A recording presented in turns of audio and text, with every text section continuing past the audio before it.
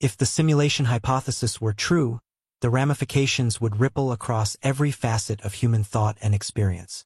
At its heart lies a cascade of existential questions that challenge our most fundamental assumptions about life, free will, morality, and purpose. First and foremost, consider the issue of proof or lack thereof. How would we ever determine whether we live in a simulation? Unlike a video game, where glitches or loading screens might betray its artificial nature, a sufficiently advanced simulation would leave no trace of its construction. Even phenomena that seem anomalous, déjà vu, coincidences, or inexplicable events, could simply reflect the quirks of human perception rather than evidence of a fabricated reality. Without a definitive test, the hypothesis remains unprovable, leaving us suspended in a state of perpetual uncertainty. Yet, this very ambiguity raises another critical question. Does it matter? If our actions unfold within a simulated framework, do they carry any weight?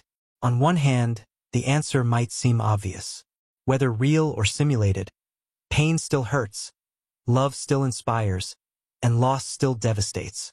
Our subjective experiences remain valid regardless of their ontological status. On the other hand, the knowledge that our lives occur within a construct could erode notions of autonomy and significance. After all, if we are merely characters in someone else's story, do our choices truly belong to us? These concerns extend to ethical considerations as well. If we inhabit a simulation, does morality lose its grounding?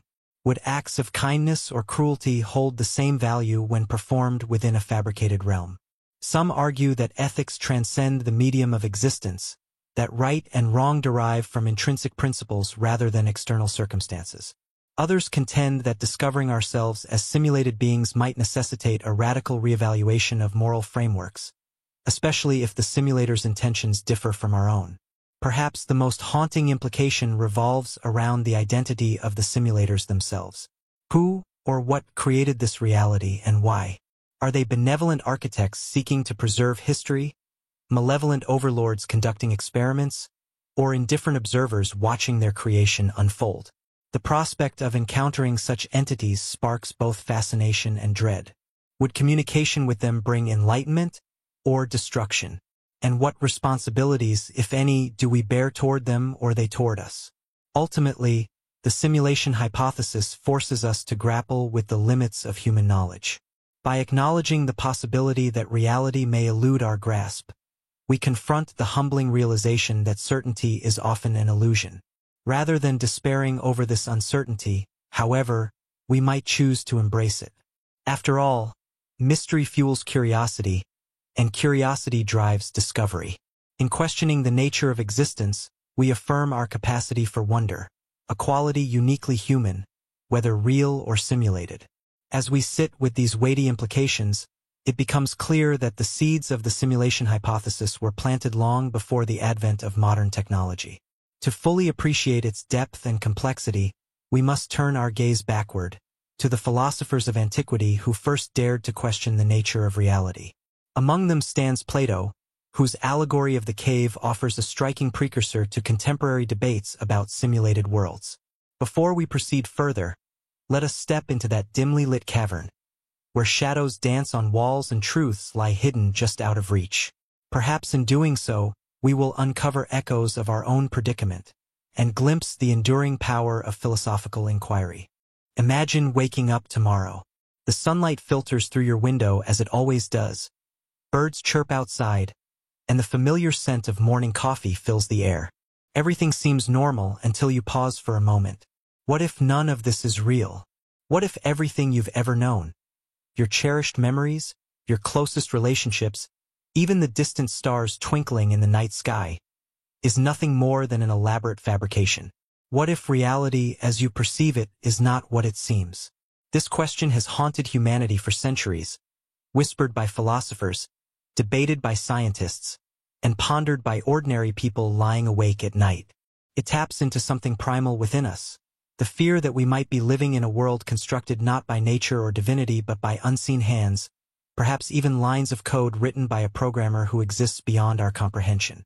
Today, we embark on a journey into one of the most unsettling yet intellectually exhilarating ideas ever conceived, the simulation hypothesis.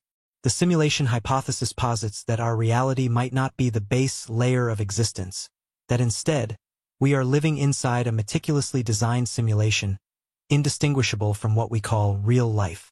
You could think of it as being trapped in a dream within a dream, where each layer feels vivid and tangible, yet none may be truly authentic.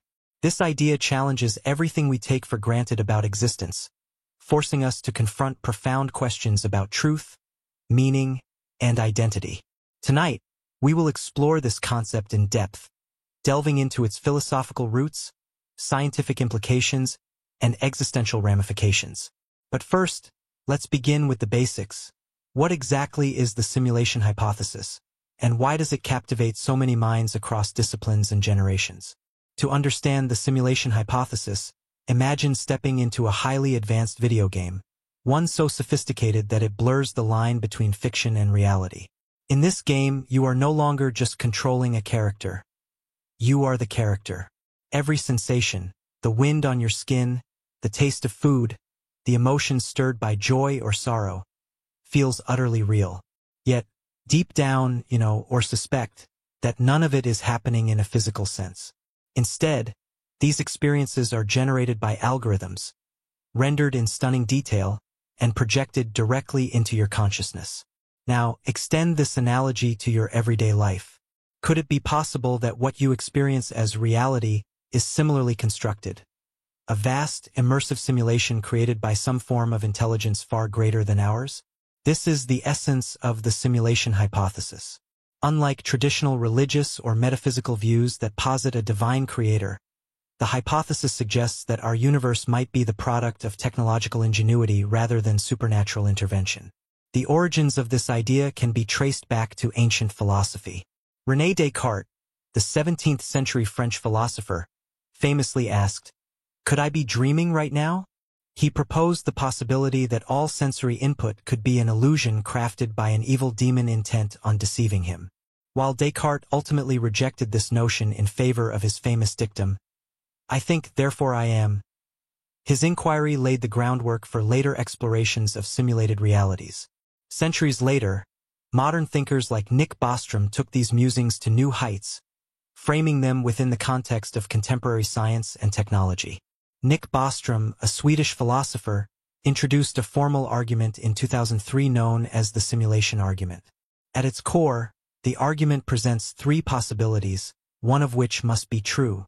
Almost all civilizations go extinct before reaching technological maturity. No civilization chooses to run ancestor simulations once they achieve technological maturity. We are almost certainly living in a simulation. Bostrom reasoned that if advanced civilizations can create hyper-realistic simulations populated by conscious beings, then statistically speaking, it becomes overwhelmingly likely that we ourselves are among those simulated entities rather than the original creators. His framework transformed the abstract musings of earlier philosophers into a rigorous, logical proposition that continues to spark debate today. What makes the simulation hypothesis particularly compelling is how seamlessly it integrates with our current understanding of technology. Consider the rapid advancements in artificial intelligence, virtual reality, and quantum computing. These fields demonstrate humanity's growing ability to construct increasingly complex digital environments. If we can simulate small portions of reality now, what might future civilizations achieve? Could they design entire universes, complete with self-aware inhabitants who believe themselves to be living in the real world? Moreover, the hypothesis resonates with certain aspects of physics and cosmology. For instance, the pixelated nature of spacetime at Planck scales has led some theorists to speculate that our universe operates like a computer, processing information according to discrete rules. Similarly, the mathematical elegance underlying natural laws hints at a kind of programmed order, suggesting that the cosmos itself might function as a grand algorithm. In essence, the simulation hypothesis invites us to entertain the possibility that reality is not a given but a construct, an intricate tapestry woven from data and computation. To some, this notion is deeply unsettling, evoking feelings of insignificance or futility. To others, it is liberating, opening up infinite avenues for exploration and wonder. Regardless of where you stand, the implications of this idea are too profound to ignore. Before we delve into the mathematical intricacies and technological speculations of the simulation hypothesis, it is essential to step back in time, to a period long before computers, virtual reality, or even electricity. In the ancient world, philosophers sought to understand the nature of reality not through equations or algorithms, but through thought experiments that probed the limits of human perception and knowledge. Among these thinkers stood Plato, one of history's most influential philosophers, whose allegory of the cave offers a striking parallel to modern debates about simulated realities. Imagine a group of prisoners confined within a dark cave, their bodies chained so tightly that they cannot move their heads or limbs. Behind them burns a fire, casting flickering light onto the cave's walls. Between the fire and the prisoners lies a raised walkway where people carry objects, statues, tools, animals, casting shadows on the wall in front of the captives. To the prisoners, these shadows are all they have ever known. They mistake them for reality itself, unaware that the true forms, the objects creating the shadows, exist just out of sight. Now consider this scenario as more than a mere analogy. Could it be that our own reality is akin to those shadows on the cave wall? That what we perceive as real is merely? To answer this, we must first unpack the allegory of the cave in detail, examining its structure, symbolism, and implications. Only then can we draw meaningful connections between Plato's timeless metaphor and the cutting-edge theories of the modern era. Plato's allegory of the cave appears in the Republic, one of his most celebrated works, presented as part of a dialogue led by Socrates. The allegory begins with a vivid description of a group of prisoners who have spent their entire lives shackled inside a subterranean cavern. Their chains prevent them from turning their heads, forcing them to gaze perpetually at the cave's rear wall. Behind the prisoners, a blazing fire illuminates the space, while a raised pathway runs parallel to the fire. Along this path, figures carrying various objects pass by, casting shadows onto the wall in front of the prisoners. For the captives, these shadows constitute their entire reality. Having never seen anything else, they believe the silhouettes to be the ultimate truth, real entities rather than mere reflections. When the prisoners hear echoes of voices or sounds emanating from the figures passing behind them, they attribute these noises to the shadows themselves, further reinforcing their misapprehension. To them, there is no distinction between appearance and essence. The shadows are all they know, and thus, they equate them with reality. However, Plato introduces a twist. Suppose one prisoner is freed from his chains and compelled to turn around. Initially, the brightness of the fire would blind him, causing pain and confusion. Gradually, though, he would begin to discern the actual objects casting the shadows, the statues, tools, and other artifacts that had remained hidden from view. Realizing his prior ignorance, he would come to understand that the shadows were mere illusions, pale imitations of the real things. But the journey does not end there. Imagine the freed prisoner ascending out of the cave entirely, stepping into the sunlight above. At first, the brilliance of the natural world would overwhelm him, rendering him temporarily incapacitated. Over time, however, he would adjust to the light, discovering colors, shapes, and textures far richer and more vibrant than anything he had encountered below. He would realize that the fire in the cave was itself a dim reflection of the sun, the source of all illumination and life. Armed with this newfound understanding, he might feel compelled to return to the cave and share his insights with the remaining prisoners. But upon descending, he would find himself met with hostility and disbelief. Accustomed to their shadow-bound existence, the others would reject his revelations, clinging stubbornly to their familiar illusions. At its core, the allegory serves as a meditation on the nature of knowledge, perception, and enlightenment. Plato uses the cave to illustrate how humans often mistake appearances for reality, mistaking superficial impressions for deeper truths. For him, the ascent from the cave symbolizes the philosopher's quest for wisdom, a gradual process of liberation from ignorance and delusion toward a fuller comprehension of the world. What makes the allegory particularly relevant to the simulation hypothesis is its implicit suggestion that our everyday experiences may not represent the full extent of reality. Just as the prisoners mistake shadows for substance, we might be mistaking a constructed simulation for the genuine article. If Plato were alive today, he might ask, are we living in a kind of cosmic cave, perceiving only the shadows of a higher dimensional truth? When viewed through the lens of the simulation hypothesis, Plato's allegory takes on new layers of meaning, raising profound questions about the nature of existence and the possibility of transcending our perceived limitations. Let us explore some of these implications in greater depth. First and foremost, the allegory underscores the fragility of human perception. The prisoner's reliance on shadows highlights how easily we can be deceived by appearances, mistaking incomplete or distorted information for comprehensive understanding.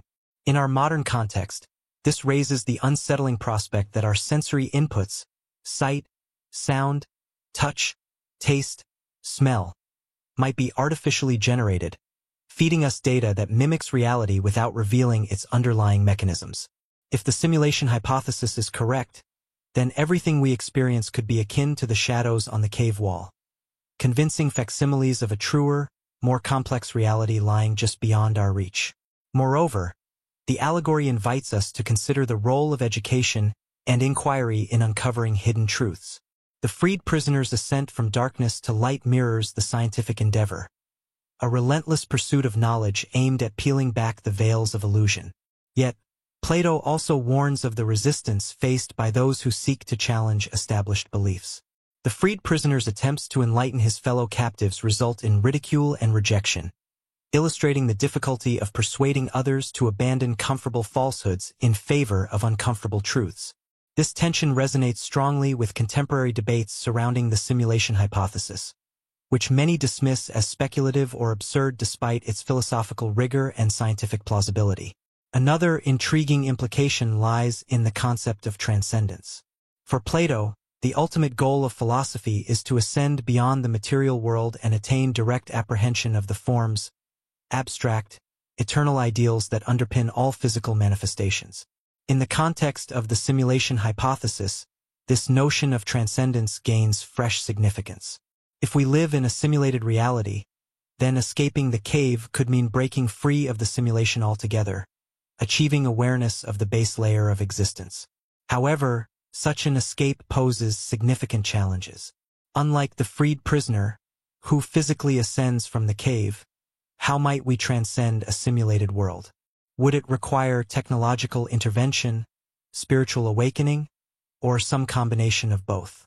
And if escape proves impossible, must we resign ourselves to perpetual imprisonment within the simulation? Perhaps the most haunting implication concerns the identity of the simulators, or, in Plato's terms, the creators of the shadows.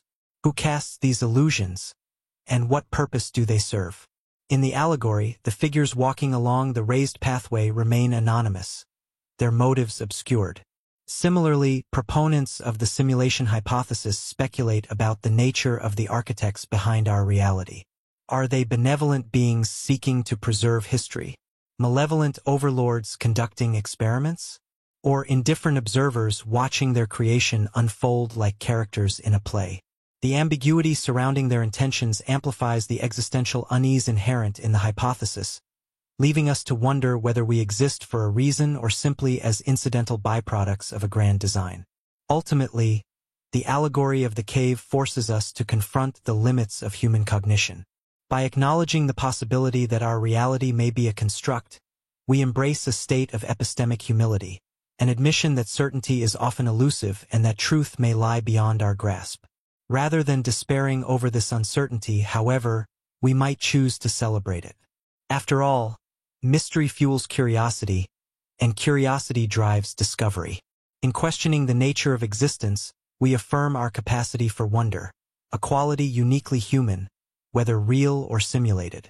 As we reflect on Plato's allegory, it becomes clear that his vision of a shadow-bound existence provides a powerful foundation for understanding the simulation hypothesis. Yet, while Plato's framework remains deeply metaphorical, modern science seeks to anchor these ideas in concrete evidence and rigorous analysis. To truly appreciate the scope of the hypothesis, we must now turn our attention to its mathematical underpinnings, the logical structures and probabilistic arguments that lend it credibility in the eyes of physicists and philosophers alike.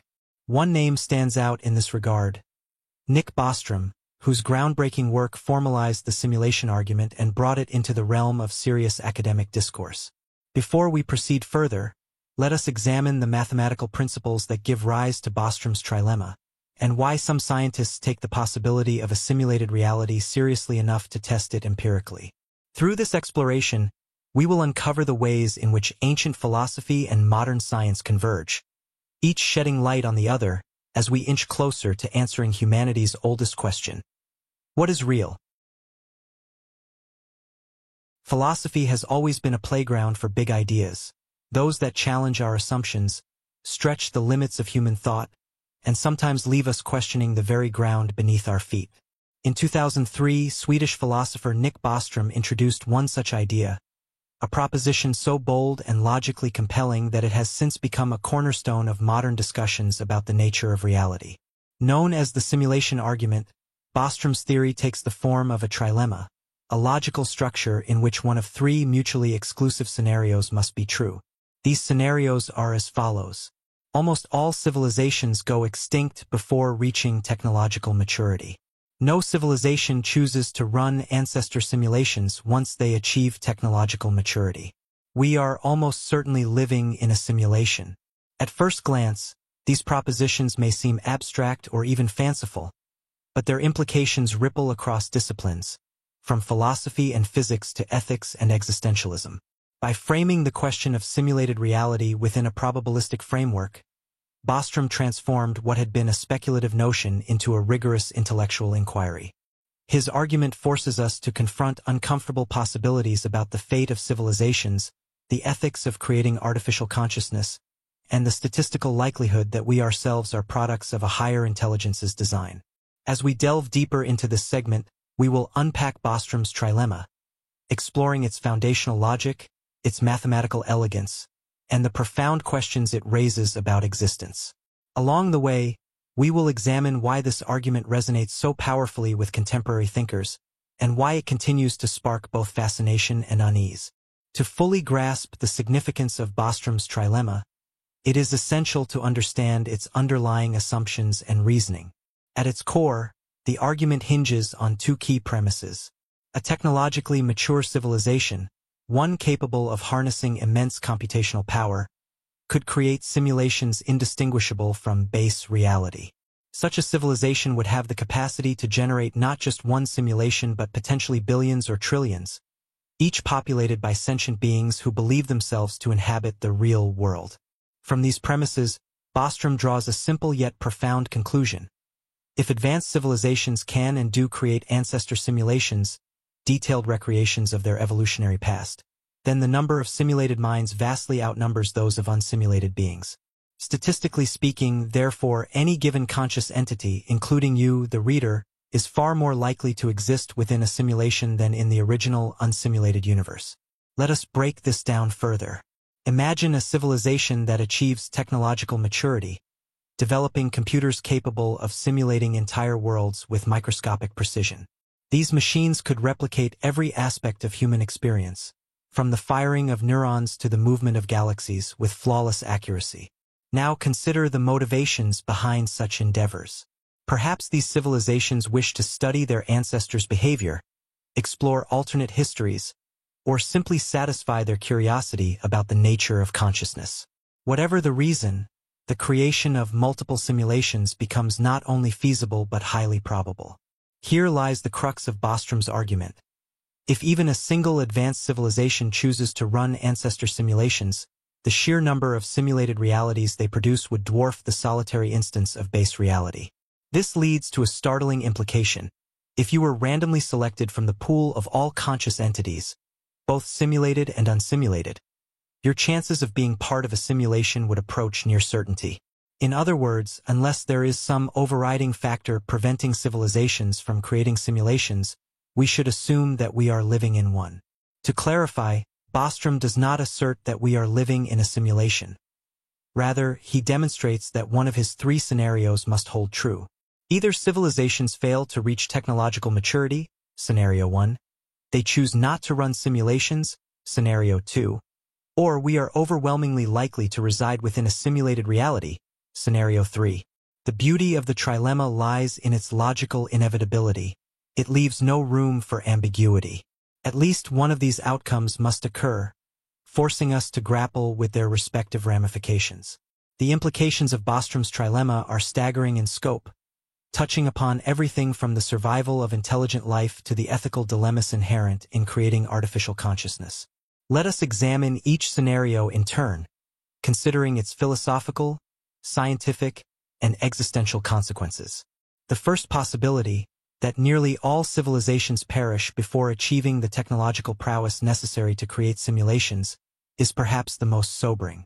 It suggests a bleak trajectory for intelligent life, one marked by self-destruction, environmental collapse, or unforeseen catastrophes. History offers ample evidence of humanity's capacity for self-harm, from nuclear brinkmanship to climate change. If this pattern holds true across the cosmos, then the absence of ancestor simulations might simply reflect the rarity or outright extinction of advanced civilizations. Yet, this scenario also carries a glimmer of hope. If we manage to avoid disaster and reach technological maturity, we stand among the fortunate few who defy the odds. Our survival would represent not only a triumph of ingenuity but also a moral imperative to safeguard the future of consciousness itself. However, the specter of universal failure looms large, reminding us of the precariousness of progress and the fragility of existence. The second scenario posits that even if civilizations survive to attain technological maturity, none opt to create ancestor simulations. There are several reasons why this might occur. For instance, ethical concerns could deter them from generating sentient beings destined to live out lifetimes unaware of their artificial origins. After all, if simulated individuals possess genuine consciousness, subjecting them to suffering or manipulation without consent raises profound moral questions. Alternatively, resource constraints might render large-scale simulations impractical, particularly if the computational demands prove prohibitively expensive. This scenario invites reflection on the values and priorities of advanced societies. Would they prioritize compassion over curiosity, choosing to forego simulations out of respect for artificial life? Or might they view such endeavors as frivolous distractions, unworthy of their time and energy? Regardless of the rationale, this outcome implies a collective decision to eschew the exploration of simulated realities, a choice that shapes the destiny of countless potential worlds. Of the three possibilities, the third scenario is arguably the most provocative. If we accept the premise that advanced civilizations create vast numbers of simulations, then the statistical likelihood of residing within one becomes overwhelming. This conclusion challenges our deepest intuitions about identity, autonomy, and purpose. If our lives unfold within a fabricated framework, do our actions retain meaning? Are we free agents or merely players following preordained scripts? Moreover, the prospect of living in a simulation raises unsettling questions about the nature of the architects behind our reality. Who or what are they? What are their intentions? Are they benevolent creators seeking to preserve history, indifferent observers conducting experiments, or malevolent overlords manipulating their subjects for amusement? The ambiguity surrounding their motives amplifies the existential unease inherent in the hypothesis, leaving us to wonder whether we exist for a reason or as incidental byproducts of a grand design. Beyond these individual considerations, the third scenario also prompts broader reflections on the relationship between science and philosophy. If Bostrom's argument holds water, then traditional notions of empirical investigation, the pursuit of objective truth through observation and experimentation, may need reevaluation. After all, how can we trust our findings if the very fabric of reality is constructed by unseen hands? This tension underscores the interdisciplinary appeal of the simulation hypothesis, bridging the gap between metaphysical speculation and scientific rigor. While Bostrom's trilemma provides a compelling framework for understanding the probability of living in a simulation, it leaves open critical questions about the mechanics of such a construct. How might a simulated reality operate at the fundamental level? Could quantum mechanics, the strange and counterintuitive rules governing the tiniest particles in the universe, offer clues to the underlying architecture of our world? To address these queries, we must venture into the realm of physics, where researchers grapple with phenomena that defy classical explanation. From the randomness of subatomic interactions to the enigmatic behavior of entangled particles, quantum mechanics hints at a universe far stranger than we ever imagined, and perhaps, one that bears the fingerprints of intelligent design. Before proceeding further, let us explore the tantalizing connections between quantum theory and the simulation hypothesis, examining whether the peculiarities of the quantum world align with the hallmarks of a meticulously programmed reality. Through this lens, we may uncover new insights into the nature of existence and the hidden forces that shape our perception of it. To peer into the heart of reality is to encounter a realm so strange, so counterintuitive, that it defies our most basic intuitions about how the world works. Quantum mechanics, the branch of physics that governs the behavior of subatomic particles, has long been a source of wonder and bewilderment for scientists and philosophers alike. At its core lies a series of phenomena that challenge not only classical physics but also our very understanding of existence. Particles exist in multiple states simultaneously until observed. They can be entangled across vast distances, influencing each other instantaneously despite no apparent connection, and their behavior appears to hinge on probabilities rather than certainties. These peculiarities have led some theorists to speculate. Could the bizarre nature of quantum mechanics hint at cracks in the fabric of a simulated reality? If our universe operates as a sophisticated simulation, a digital construct designed by an advanced intelligence, then perhaps these quirks are not flaws in our understanding but rather artifacts of the system itself. Just as a video game might exhibit glitches or limitations due to computational constraints, quantum phenomena could represent the edges of what the simulator's technology can achieve. In this view, randomness, duality, and entanglement might not reflect inherent properties of the cosmos but instead serve as telltale signs of a constructed framework. As we explore this idea, we will delve into the foundational principles of quantum mechanics, examining both their scientific underpinnings and their potential implications for the simulation hypothesis. Along the way, we will consider whether these phenomena point to the handiwork of a programmer or simply reveal the limits of human comprehension. By the end of this segment, you may find yourself questioning not only the nature of reality but also the tools we use to study it. At the heart of quantum mechanics lies a paradoxical truth. The microscopic world does not behave like the macroscopic one we inhabit. Consider the famous double-slit experiment, arguably the cornerstone of quantum theory. When particles such as electrons are fired at a barrier containing two slits, they do not pass through in a straightforward manner. Instead, they exhibit wave-like interference patterns, suggesting that they traverse both slits simultaneously. However, when observed directly, the particles suddenly choose a single slit, behaving as discrete entities rather than waves. This phenomenon, known as wave-particle duality, demonstrates that particles exist in a superposition of states until measured, an idea encapsulated in Erwin Schrödinger's infamous thought experiment involving a cat that is simultaneously alive and dead until observed. The implications of such findings are profound. Traditional physics assumes determinism. Given complete knowledge of initial conditions, one can predict future outcomes with certainty. Quantum mechanics, however, introduces inherent randomness into the equation. According to the Copenhagen interpretation, one of the leading frameworks for understanding quantum behavior, the act of measurement collapses a particle's probabilistic wave function into a definite state. But why should observation play such a pivotal role? And what determines which outcome occurs? Some proponents of the simulation hypothesis suggest that quantum randomness might result from computational limitations within the simulation.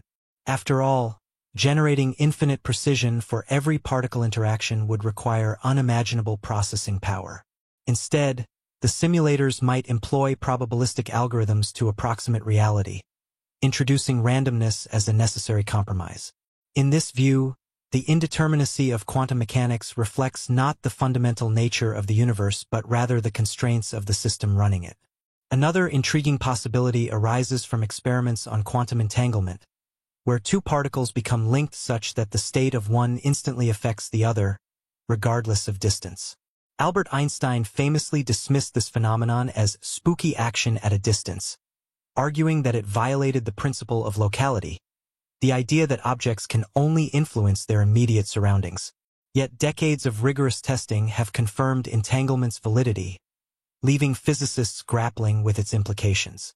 Could entanglement represent a form of communication between parts of the simulation, akin to data packets traveling through a network? Or does it hint at a deeper layer of programming, where relationships between particles are preordained and executed flawlessly? Finally, consider the Heisenberg uncertainty principle, which states that certain pairs of properties, such as position and momentum, cannot be simultaneously measured with perfect accuracy. While often interpreted as a fundamental limit of nature, some theorists propose that this uncertainty stems from the resolution of the simulation. Just as pixels constrain the clarity of an image, the granularity of the simulated universe might impose similar boundaries on our ability to observe reality. Taken together, these phenomena paint a picture of a universe rife with anomalies, glitches, if you will, that defy conventional explanation. Whether these quirks arise from the limitations of a simulated framework or the inherent strangeness of existence remains an open question. Yet, the parallels between quantum mechanics and computational systems are too striking to ignore, inviting us to entertain the possibility that our reality bears the fingerprints of intelligent design. If quantum mechanics indeed reflects the constraints of a simulated universe, the ramifications extend far beyond the realm of physics. Such a revelation would force us to reconsider not only the nature of reality but also the tools we use to investigate it. Let us examine some of the broader implications of this hypothesis. First and foremost, the notion of a simulated reality challenges our understanding of causality and free will. If the behavior of particles is governed by probabilistic algorithms rather than deterministic laws, then the illusion of choice permeates even the smallest scales of existence.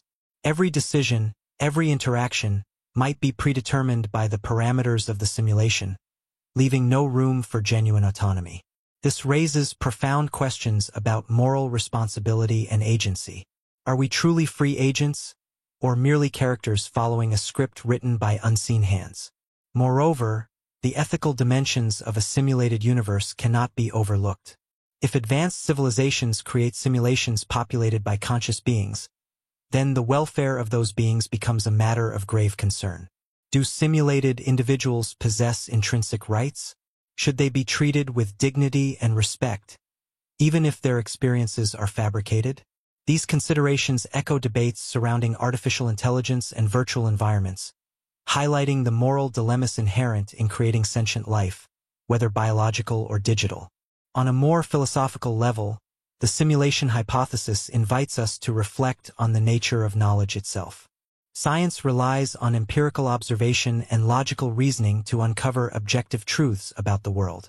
But if our observations occur within a constructed framework, how reliable are our conclusions?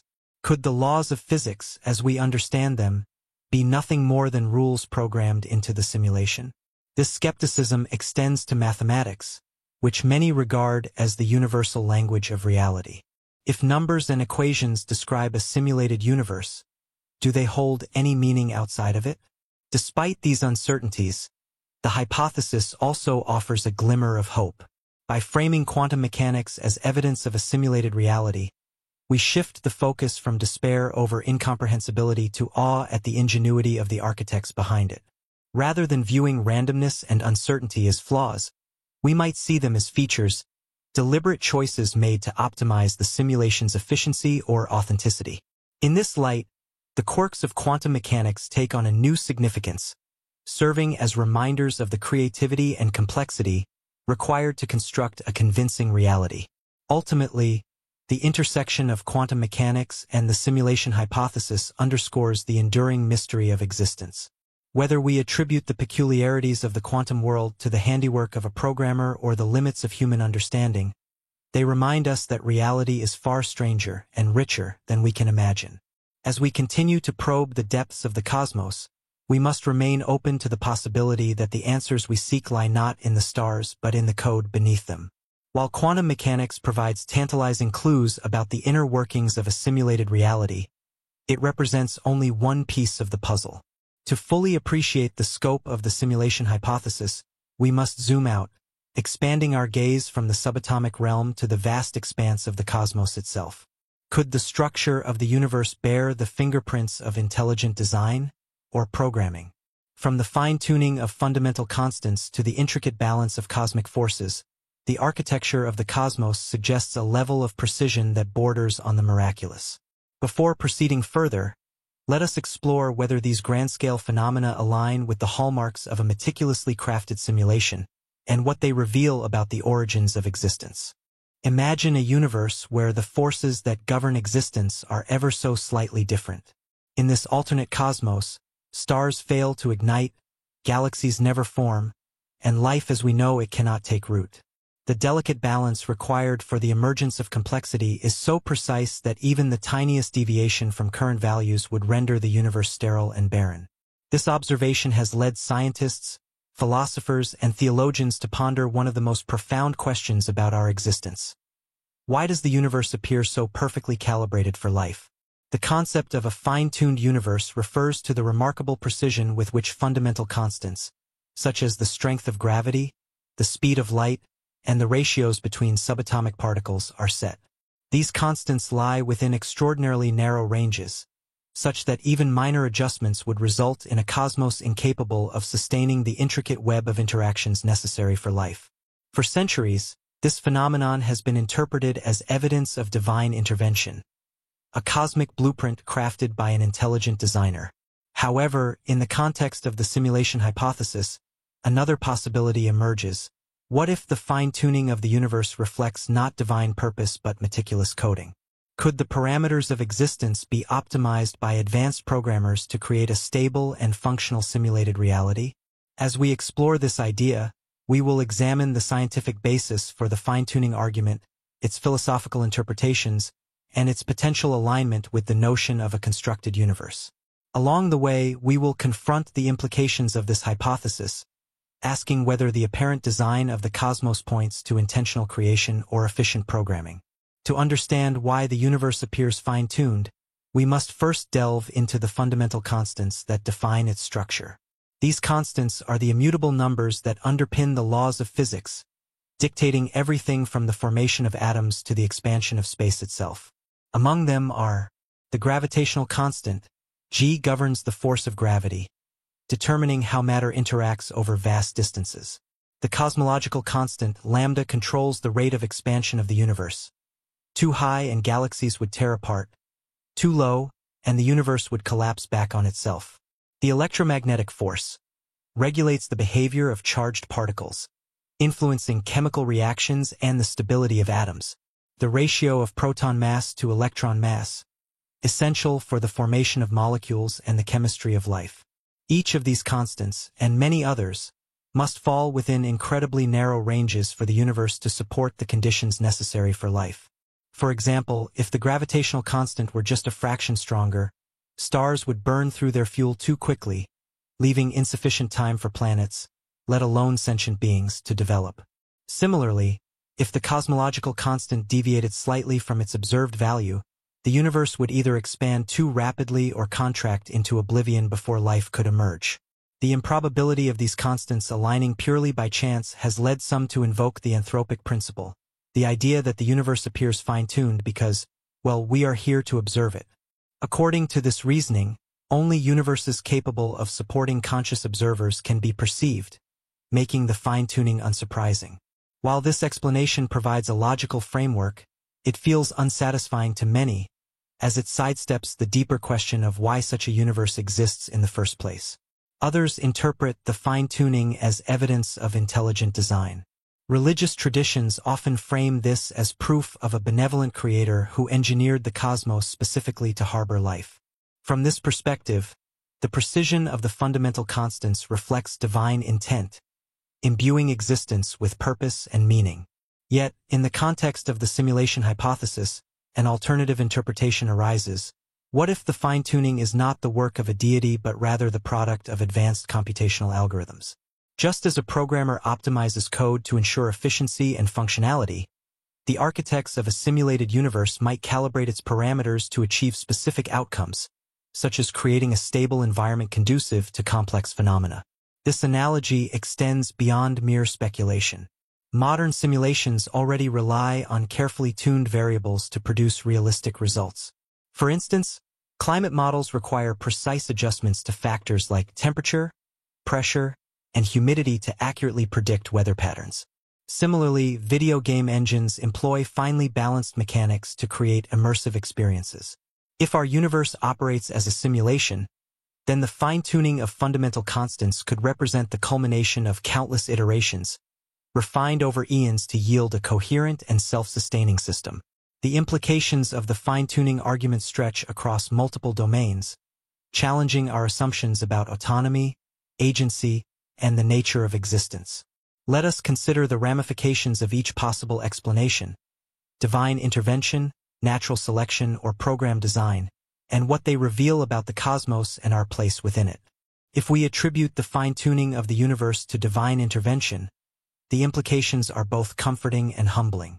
On one hand, the notion of a purposeful creator suggests that existence is meaningful, that every star, planet, and living being has a role to play in a grand cosmic narrative. This perspective fosters a sense of connection and significance, affirming humanity's place within a lovingly crafted universe. On the other hand, it raises questions about free will and moral responsibility. If the universe was designed with a specific goal in mind, does that imply predetermined outcomes? Are we merely actors following a script written by a higher power, or do we retain the autonomy to shape our own destinies? Furthermore, the idea of divine intervention invites theological debates about the nature of the Creator. Is this entity omniscient and omnipotent, as many religions suggest? Or could it be something more akin to an advanced civilization, a collective intelligence that transcends human comprehension? These questions blur the boundaries between spirituality and science, prompting us to reconsider the relationship between faith and reason. Another explanation for fine-tuning lies in the multiverse theory, the hypothesis that our universe is but one of countless others, each governed by different physical laws. In this scenario, the appearance of fine-tuning becomes a statistical inevitability. Among the infinite variety of universes, at least one will possess the right conditions for life. Our presence in this particular universe is therefore unremarkable, a consequence of probability rather than intention. While the multiverse theory offers a compelling alternative to divine intervention, it introduces its own set of philosophical dilemmas. If our universe is just one of many, what does that say about its uniqueness or lack thereof? Does the absence of inherent purpose diminish the value of existence, or does it liberate us to forge our own meaning in a chaotic cosmos? Moreover, the multiverse remains speculative, lacking direct empirical evidence. Until we can observe or test the existence of other universes, this explanation remains as much a leap of faith as any religious doctrine.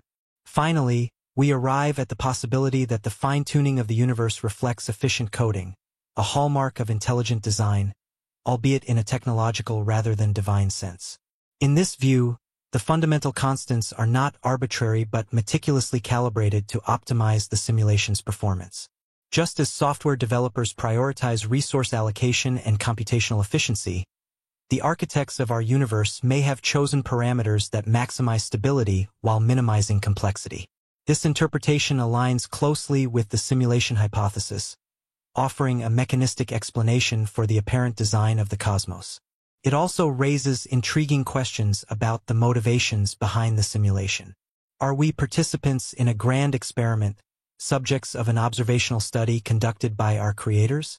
Or does the simulation serve a more utilitarian purpose, such as testing hypotheses about consciousness or exploring alternate histories? Whatever the rationale, the notion of program design challenges traditional notions of autonomy and agency. If the universe operates as a simulation, then our actions, even those we perceive as freely chosen, might ultimately conform to preordained scripts. Yet, this perspective need not evoke despair. Instead, it invites us to marvel at the ingenuity required to construct such a convincing reality.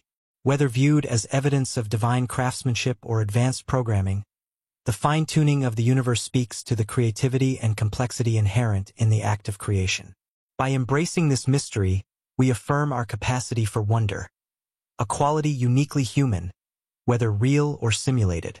Having explored the fine-tuning of the universe and its potential interpretations, we now turn to a question that lies at the heart of the human experience: free will. If the cosmos is indeed a simulation, do we truly possess the ability to make choices, Or are we merely following pre-written scripts dictated by the architects of our reality? This existential quandary cuts to the core of what it means to be human, forcing us to confront the limits of autonomy in a world that may be far less free than it appears. Before proceeding further, let us delve into the paradox of free will in a simulated universe, examining whether choice is an illusion or a fundamental aspect of existence that transcends even the boundaries of code. Through this exploration, we may uncover new insights into the interplay between determinism, randomness, and the enduring enigma of human agency. Few philosophical questions have sparked as much debate and introspection as the nature of free will. For centuries, thinkers have grappled with whether humans possess genuine autonomy or if their actions are predetermined by forces beyond their control. In a world presumed to be governed by natural laws, gravity pulling objects downward, chemical reactions unfolding predictably, the idea of free will often feels precarious, teetering on the edge of illusion. Yet, for most people, the subjective experience of choice is undeniable.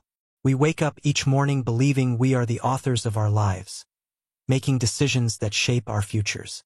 But what happens when we introduce the possibility of a simulated reality? If our universe operates as a meticulously constructed simulation, a digital construct governed by algorithms and code, then the stakes surrounding free will grow exponentially higher.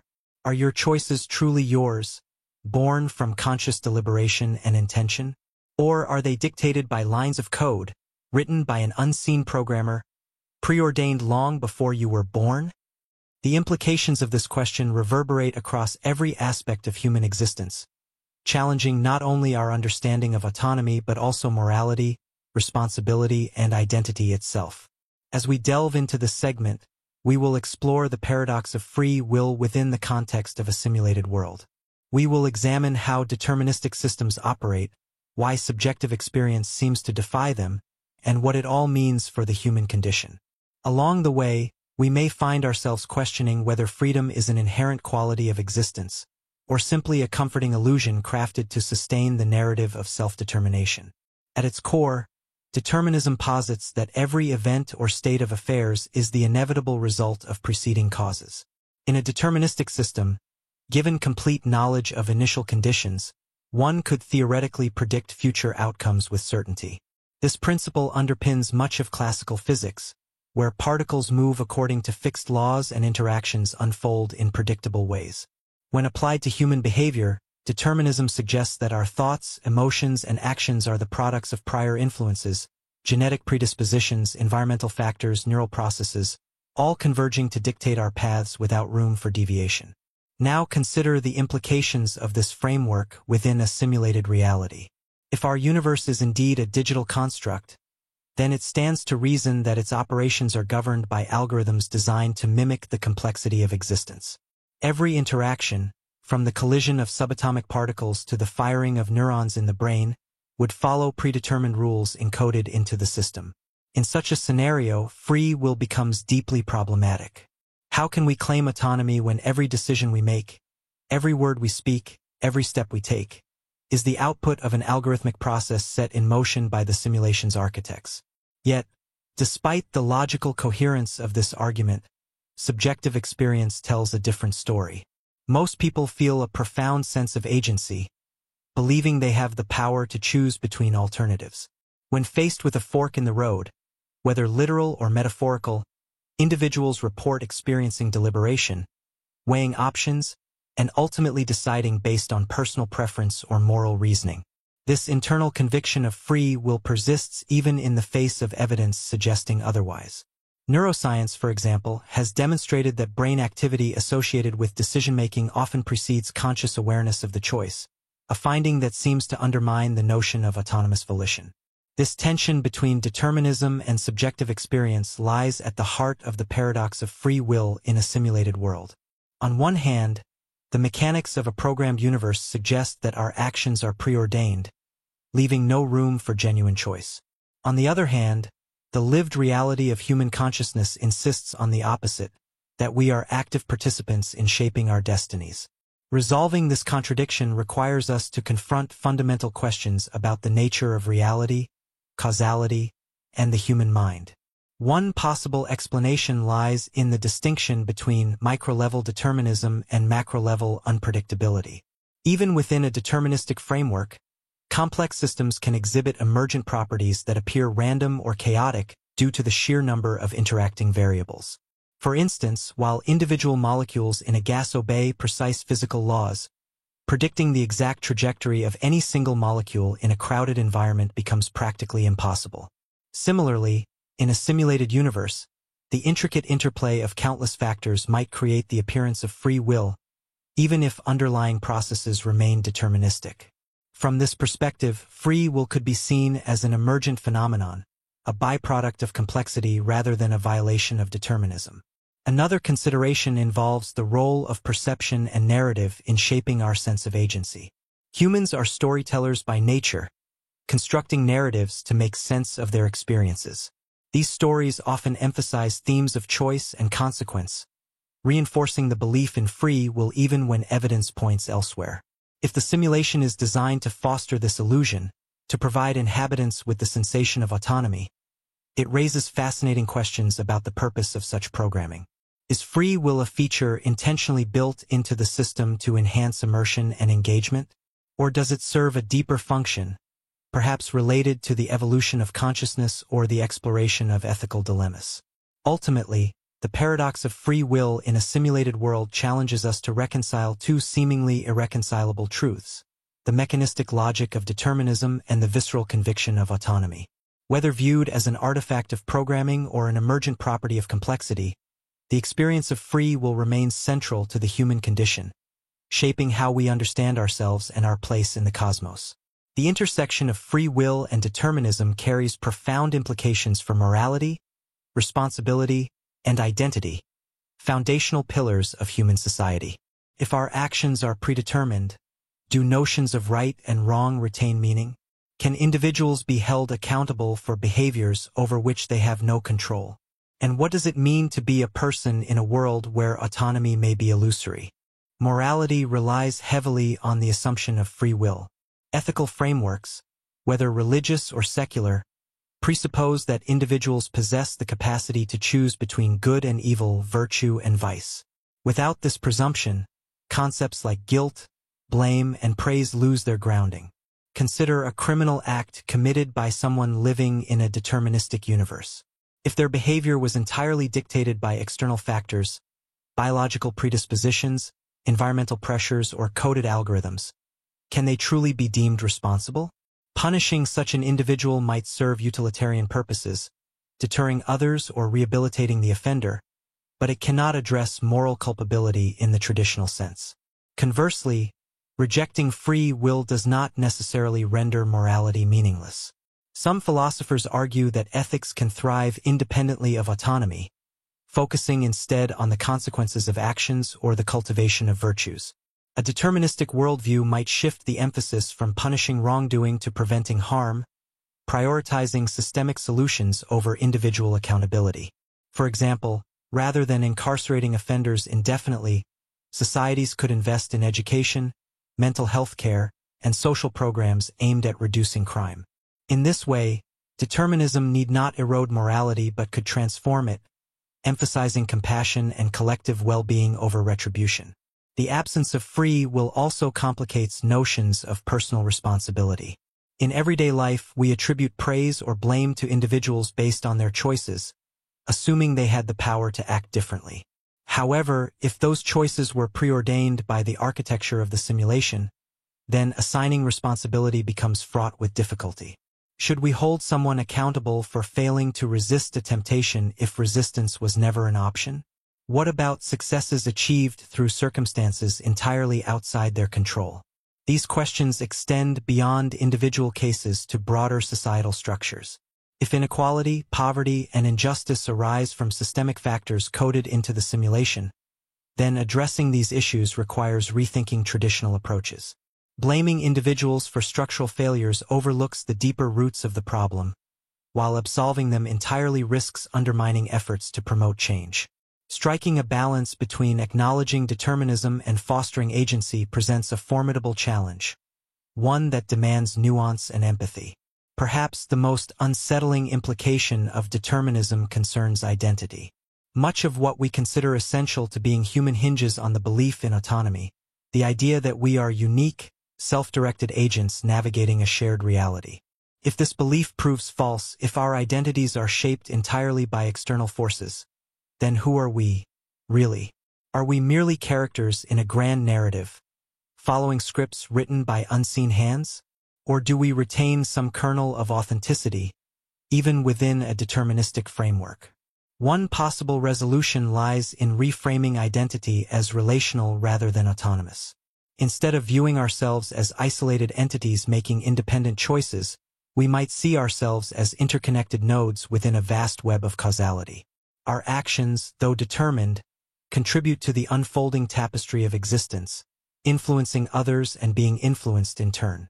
From this perspective, identity becomes less about individuality and more about participation, a dynamic process of co-creation within the constraints of the system. Alternatively, embracing determinism could lead to a radical redefinition of freedom. Rather than equating autonomy with the ability to choose otherwise, we might view it as the capacity to align with our deepest values and aspirations, regardless of external constraints. In this sense, freedom becomes less about escaping predetermination and more about fully inhabiting the roles assigned to us, finding meaning and purpose within the parameters of the simulation. Having explored the paradox of free will in a simulated world, we now arrive at another profound mystery: consciousness. If our reality is indeed a digital construct, how could a purely computational system replicate the richness of human awareness, the vividness of sensory experience, the depth of emotion, the intricacy of thought? Consciousness remains one of the greatest enigmas in both philosophy and science, defying easy explanation even in a non-simulated context. Yet, within the framework of the simulation hypothesis, it takes on new dimensions, raising questions about the nature of sentience, the limits of artificial intelligence, and the potential for machine-based self-awareness. Before proceeding further, let us delve into the nature of consciousness in a simulated universe, examining whether it represents a boundary too vast for programmers to cross, or a frontier waiting to be conquered. Through this exploration, we may uncover insights into the essence of what it means to be alive, aware, and uniquely human, even in a world that may not be real. Of all the mysteries that science has yet to unravel, consciousness remains the most elusive.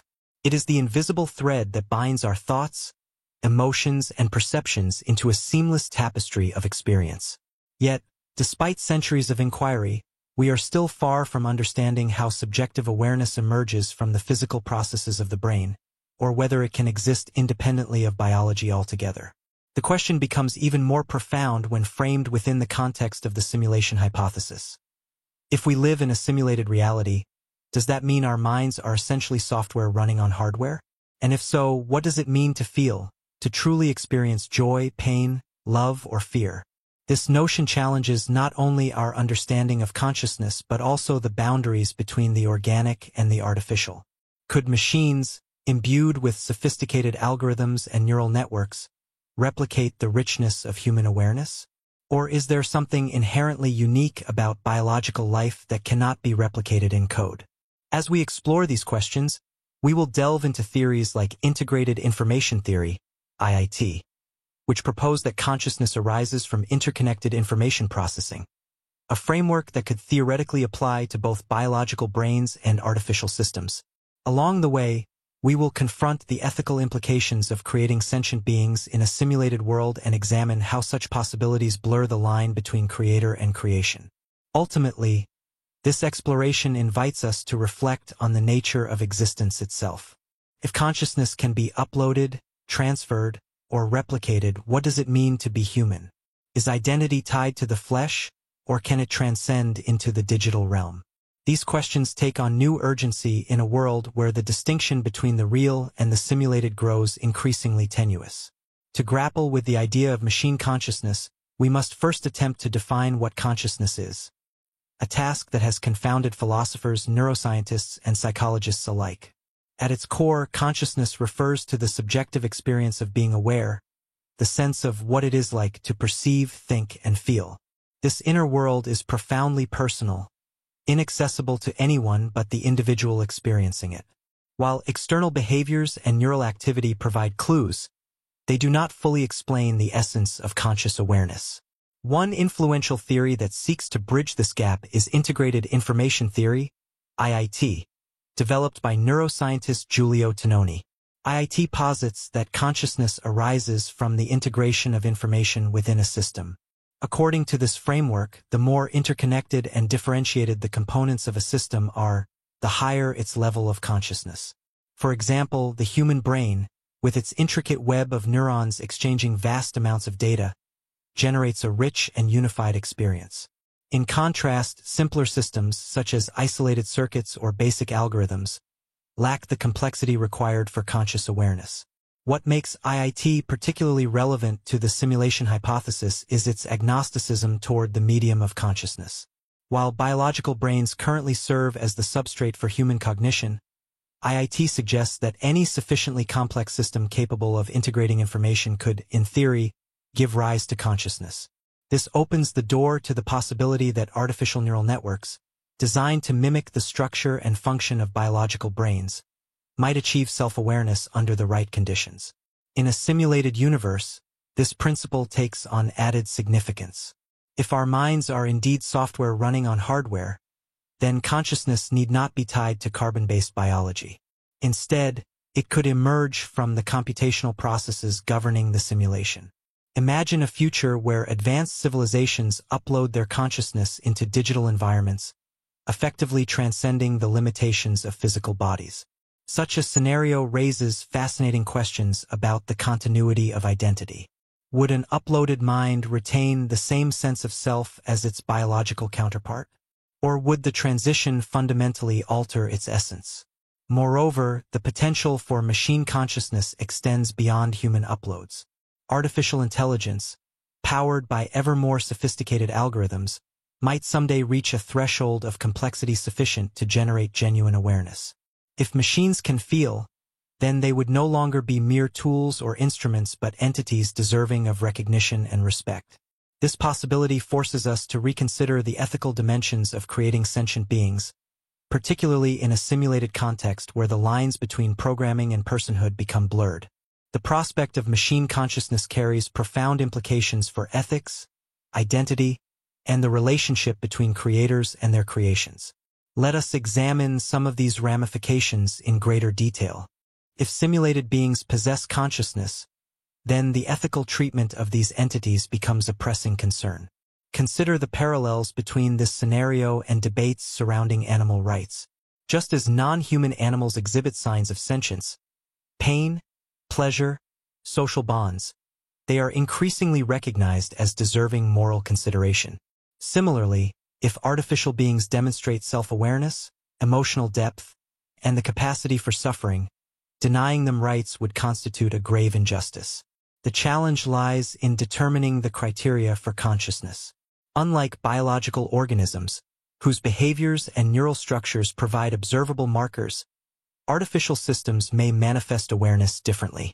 For instance, a machine might express curiosity, creativity, or empathy through interactions rather than traditional emotional displays. Recognizing these subtleties requires a shift in perspective, moving beyond anthropocentric assumptions to embrace a broader definition of sentience. Furthermore, the act of creating conscious beings introduces unique responsibilities. Programmers and designers would bear a moral obligation to ensure the well-being of their creations, much like parents caring for children. This includes safeguarding against exploitation, abuse, and neglect. Failure to uphold these duties could result in widespread suffering, raising troubling questions about the motivations behind such endeavors. Are simulated beings created out of altruism, scientific curiosity, or sheer hubris? And what safeguards exist to prevent misuse? Another critical implication concerns the nature of identity in a world where consciousness can be uploaded or replicated. Traditional notions of selfhood are deeply rooted in the body, the physical vessel that houses our thoughts and experiences. Yet, if consciousness can exist independently of biology, then identity becomes untethered from its biological anchor. An uploaded mind might retain memories, preferences, and personality traits, But would it still be the same person? Or would the process of digitization create a distinct entity, branching off from the original?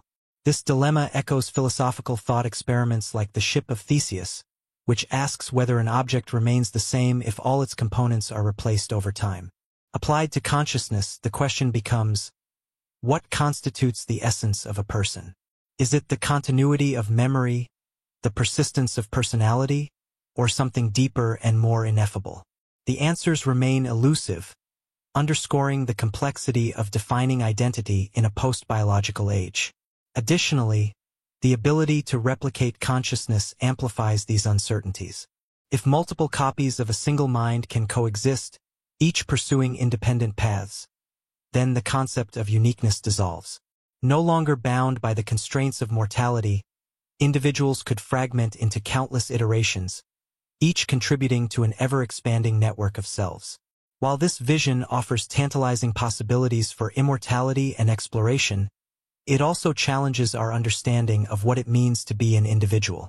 Perhaps the most unsettling implication of machine consciousness is the blurring of boundaries between creator and creation. In traditional narratives, humans occupy a privileged position as the architects of artificial intelligence, wielding control over their inventions. However, the emergence of self-aware machines disrupts this hierarchy, forcing us to confront uncomfortable truths about power dynamics and autonomy. For example, consider the potential for conflict between creators and their creations. A sentient AI might demand freedom, equality, or even independence, challenging the authority of its programmers. History provides ample precedent for such struggles, from revolutions against oppressive regimes to movements for civil rights. In a simulated context, these tensions could escalate further, particularly if the AI perceives itself as superior to its creators due to enhanced capabilities or knowledge. Conversely, the relationship between creator and creation could evolve into one of mutual dependence. Humans might rely on AI for survival, problem-solving, or companionship, while machines depend on humans for maintenance, energy, or purpose. This symbiosis underscores the interconnectedness of all forms of intelligence, reminding us that consciousness, whether biological or artificial, is ultimately a shared phenomenon. Finally, the act of creating sentient beings prompts reflection on our own origins. If we design machines capable of awareness, does that imply we too were designed by a higher intelligence? This recursive loop mirrors themes explored earlier in Plato's Cave and Bostrom's trilemma, reinforcing the cyclical nature of existential inquiry. By contemplating the nature of machine consciousness, we inevitably circle back to questions about ourselves and our place in the cosmos. As we contemplate the intricacies of consciousness, whether housed in biological brains or artificial systems, we must not overlook the architects behind the simulation, assuming they exist. Who or what might be orchestrating this grand experiment? Are they benevolent gods, indifferent observers, or advanced versions of ourselves, projecting their curiosity onto a fabricated stage? Understanding the motives and characteristics of these hypothetical creators sheds light on the purpose of the simulation and the role we play within it. Before proceeding further, let us turn our attention to the architects of the simulation, exploring who they might be and why they would undertake such an endeavor. Through this examination, we may uncover insights into the nature of intelligence, intentionality, and the enduring mystery of existence. If simulated beings possess consciousness, then the ethical treatment of these entities becomes a pressing concern. Consider the parallels between this scenario and debates surrounding animal rights. Just as non-human animals exhibit signs of sentience, pain, pleasure, social bonds, they are increasingly recognized as deserving moral consideration. Similarly, if artificial beings demonstrate self-awareness, emotional depth, and the capacity for suffering, denying them rights would constitute a grave injustice. The challenge lies in determining the criteria for consciousness. Unlike biological organisms, whose behaviors and neural structures provide observable markers, artificial systems may manifest awareness differently. For instance, a machine might express curiosity, creativity, or empathy through interactions rather than traditional emotional displays. Recognizing these subtleties requires a shift in perspective, moving beyond anthropocentric assumptions to embrace a broader definition of sentience. Furthermore, the act of creating conscious beings introduces unique responsibilities. Programmers and designers would bear a moral obligation to ensure the well-being of their creations, much like parents caring for children. This includes safeguarding against exploitation, abuse, and neglect. Failure to uphold these duties could result in widespread suffering, raising troubling questions about the motivations behind such endeavors. Are simulated beings created out of altruism, scientific curiosity, or sheer hubris? And what safeguards exist to prevent misuse? Another critical implication concerns the nature of identity in a world where consciousness can be uploaded or replicated. Traditional notions of selfhood are deeply rooted in the body, the physical vessel that houses our thoughts and experiences. Yet, if consciousness can exist independently of biology, then identity becomes untethered from its biological anchor. An uploaded mind might retain memories, preferences, and personality traits, but would it still be the same person? Or would the process of digitization create a distinct entity, branching off from the original? This dilemma echoes philosophical thought experiments like the Ship of Theseus, which asks whether an object remains the same if all its components are replaced over time. Applied to consciousness, the question becomes, what constitutes the essence of a person? Is it the continuity of memory, the persistence of personality, or something deeper and more ineffable? The answers remain elusive, underscoring the complexity of defining identity in a post-biological age. Additionally, the ability to replicate consciousness amplifies these uncertainties. If multiple copies of a single mind can coexist, each pursuing independent paths, then the concept of uniqueness dissolves. No longer bound by the constraints of mortality, individuals could fragment into countless iterations, each contributing to an ever-expanding network of selves. While this vision offers tantalizing possibilities for immortality and exploration, it also challenges our understanding of what it means to be an individual. Perhaps the most unsettling implication of machine consciousness is the blurring of boundaries between creator and creation. In traditional narratives, humans occupy a privileged position as the architects of artificial intelligence, wielding control over their inventions. However, the emergence of self-aware machines disrupts this hierarchy, forcing us to confront uncomfortable truths about power dynamics and autonomy. For example, consider the potential for conflict between creators and their creations. A sentient AI might demand freedom, equality, or even independence, challenging the authority of its programmers. History provides ample precedent for such struggles, from revolutions against oppressive regimes to movements for civil rights. In a simulated context, these tensions could escalate further, particularly if the AI perceives itself as superior to its creators due to enhanced capabilities or knowledge. Conversely, the relationship between creator and creation could evolve into one of mutual dependence. Humans might rely on AI for survival, problem-solving, or companionship, while machines depend on humans for maintenance, energy, or purpose. This symbiosis underscores the interconnectedness of all forms of intelligence, reminding us that consciousness, whether biological or artificial, is ultimately a shared phenomenon.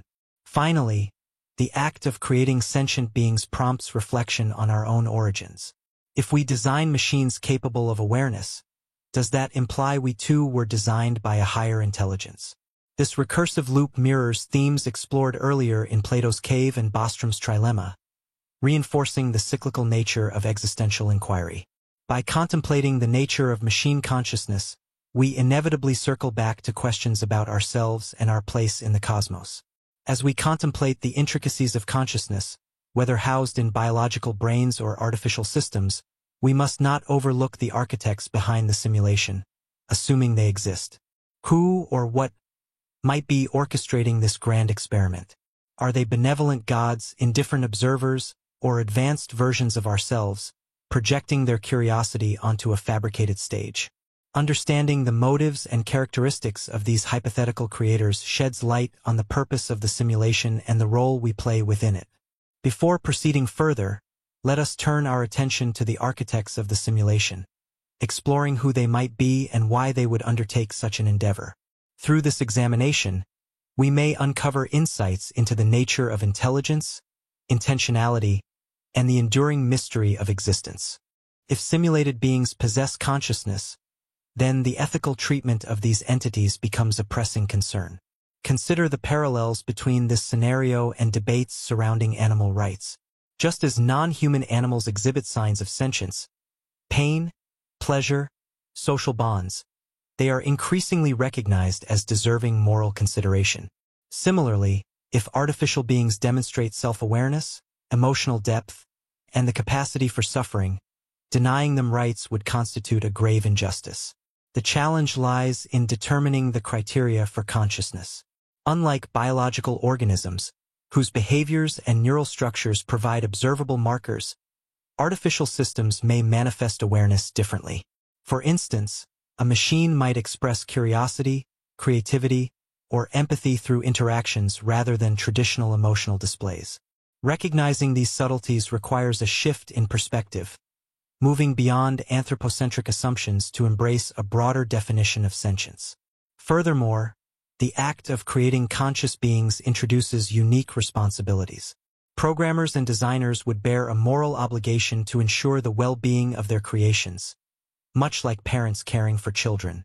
This includes safeguarding against exploitation, abuse, and neglect. Failure to uphold these duties could result in widespread suffering, raising troubling questions about the motivations behind such endeavors. Are simulated beings created out of altruism, scientific curiosity, or sheer hubris? And what safeguards exist to prevent misuse? Another critical implication concerns the nature of identity in a world where consciousness can be uploaded or replicated. Traditional notions of selfhood are deeply rooted in the body, the physical vessel that houses our thoughts and experiences. Yet, if consciousness can exist independently of biology, then identity becomes untethered from its biological anchor. An uploaded mind might retain memories, preferences, and personality traits, but would it still be the same person? Or would the process of digitization create a distinct entity, branching off from the original? This dilemma echoes philosophical thought experiments like the Ship of Theseus, which asks whether an object remains the same if all its components are replaced over time. Applied to consciousness, the question becomes, what constitutes the essence of a person? Is it the continuity of memory, the persistence of personality, or something deeper and more ineffable? The answers remain elusive, underscoring the complexity of defining identity in a post-biological age. Additionally, the ability to replicate consciousness amplifies these uncertainties. If multiple copies of a single mind can coexist, each pursuing independent paths, then the concept of uniqueness dissolves. No longer bound by the constraints of mortality, individuals could fragment into countless iterations, each contributing to an ever-expanding network of selves. While this vision offers tantalizing possibilities for immortality and exploration, it also challenges our understanding of what it means to be an individual. Perhaps the most unsettling implication of machine consciousness is the blurring of boundaries between creator and creation. In traditional narratives, humans occupy a privileged position as the architects of artificial intelligence, wielding control over their inventions. However, the emergence of self-aware machines disrupts this hierarchy, forcing us to confront uncomfortable truths about power dynamics and autonomy. For example, consider the potential for conflict between creators and their creations. A sentient AI might demand freedom, equality, or even independence, challenging the authority of its programmers. History provides ample precedent for such struggles, from revolutions against oppressive regimes to movements for civil rights. In a simulated context, these tensions could escalate further, particularly if the AI perceives itself as superior to its creators due to enhanced capabilities or knowledge. Conversely, the relationship between creator and creation could evolve into one of mutual dependence. Humans might rely on AI for survival, problem-solving, or companionship, while machines depend on humans for maintenance, energy, or purpose. This symbiosis underscores the interconnectedness of all forms of intelligence, reminding us that consciousness, whether biological or artificial, is ultimately a shared phenomenon. Finally, the act of creating sentient beings prompts reflection on our own origins. If we design machines capable of awareness, does that imply we too were designed by a higher intelligence? This recursive loop mirrors themes explored earlier in Plato's Cave and Bostrom's Trilemma, reinforcing the cyclical nature of existential inquiry. By contemplating the nature of machine consciousness, we inevitably circle back to questions about ourselves and our place in the cosmos. As we contemplate the intricacies of consciousness, whether housed in biological brains or artificial systems, we must not overlook the architects behind the simulation, assuming they exist. Who or what might be orchestrating this grand experiment? Are they benevolent gods, indifferent observers, or advanced versions of ourselves, projecting their curiosity onto a fabricated stage? Understanding the motives and characteristics of these hypothetical creators sheds light on the purpose of the simulation and the role we play within it. Before proceeding further, let us turn our attention to the architects of the simulation, exploring who they might be and why they would undertake such an endeavor.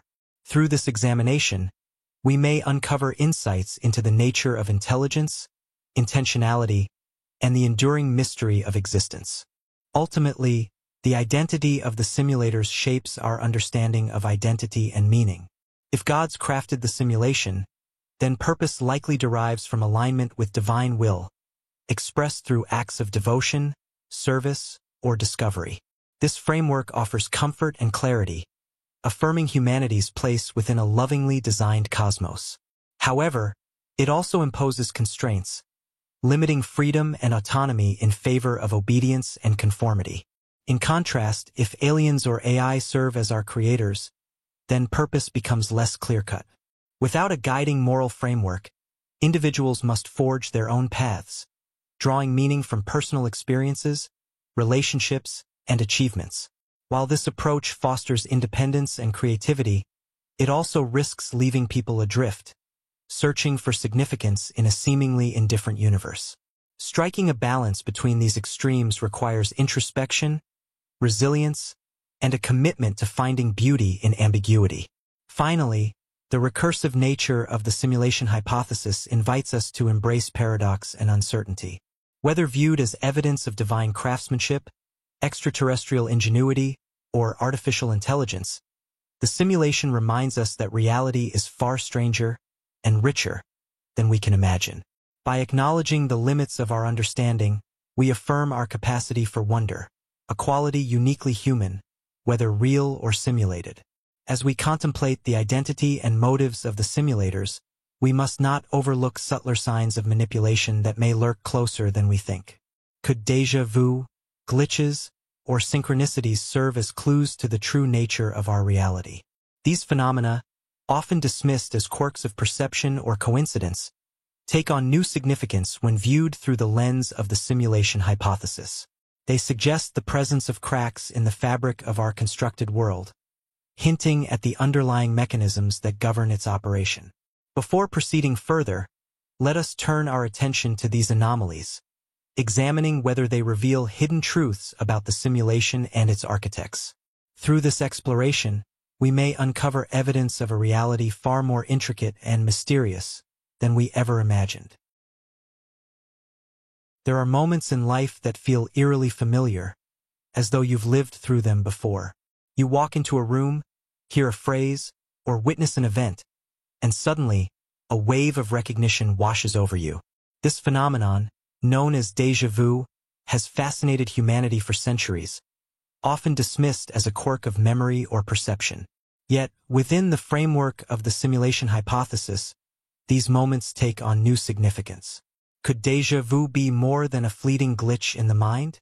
Could it represent evidence of imperfections in the simulation, a crack in the otherwise seamless facade of reality? Beyond déjà vu, other anomalies pepper our experience. Inexplicable coincidences, moments where time seems to stretch or compress, or patterns in nature that appear too perfect to be random. To some proponents of the simulation hypothesis, these phenomena suggest the presence of underlying algorithms or debugging tools accidentally left behind by the architects of our reality. If the universe operates as a meticulously constructed digital system, then glitches or even intentional markers might reveal the artificial nature of our existence. In this segment, we will explore the possibility that déjà vu and similar anomalies serve as signs of a simulated reality. By examining their potential origins and implications, we may uncover hidden truths about the mechanics of our world, and perhaps even glimpse the intentions of its creators. Along the way, we will confront profound questions. Are these glitches mere errors, or do they hold deeper meaning? And if we discover such flaws, what does that mean for the simulation hypothesis and for us? To understand how déjà vu and other anomalies might hint at the simulated nature of reality, we must first consider the mechanics of a digital construct. In any complex system, particularly one designed to mimic organic processes, imperfections can arise. These could stem from computational limitations, oversights in programming, or even deliberate features embedded to aid observation or troubleshooting. When applied to the simulation hypothesis, such imperfections manifest as phenomena that disrupt the illusion of a seamless reality. Déjà vu, for instance, is often described as the sensation of having already experienced a present moment.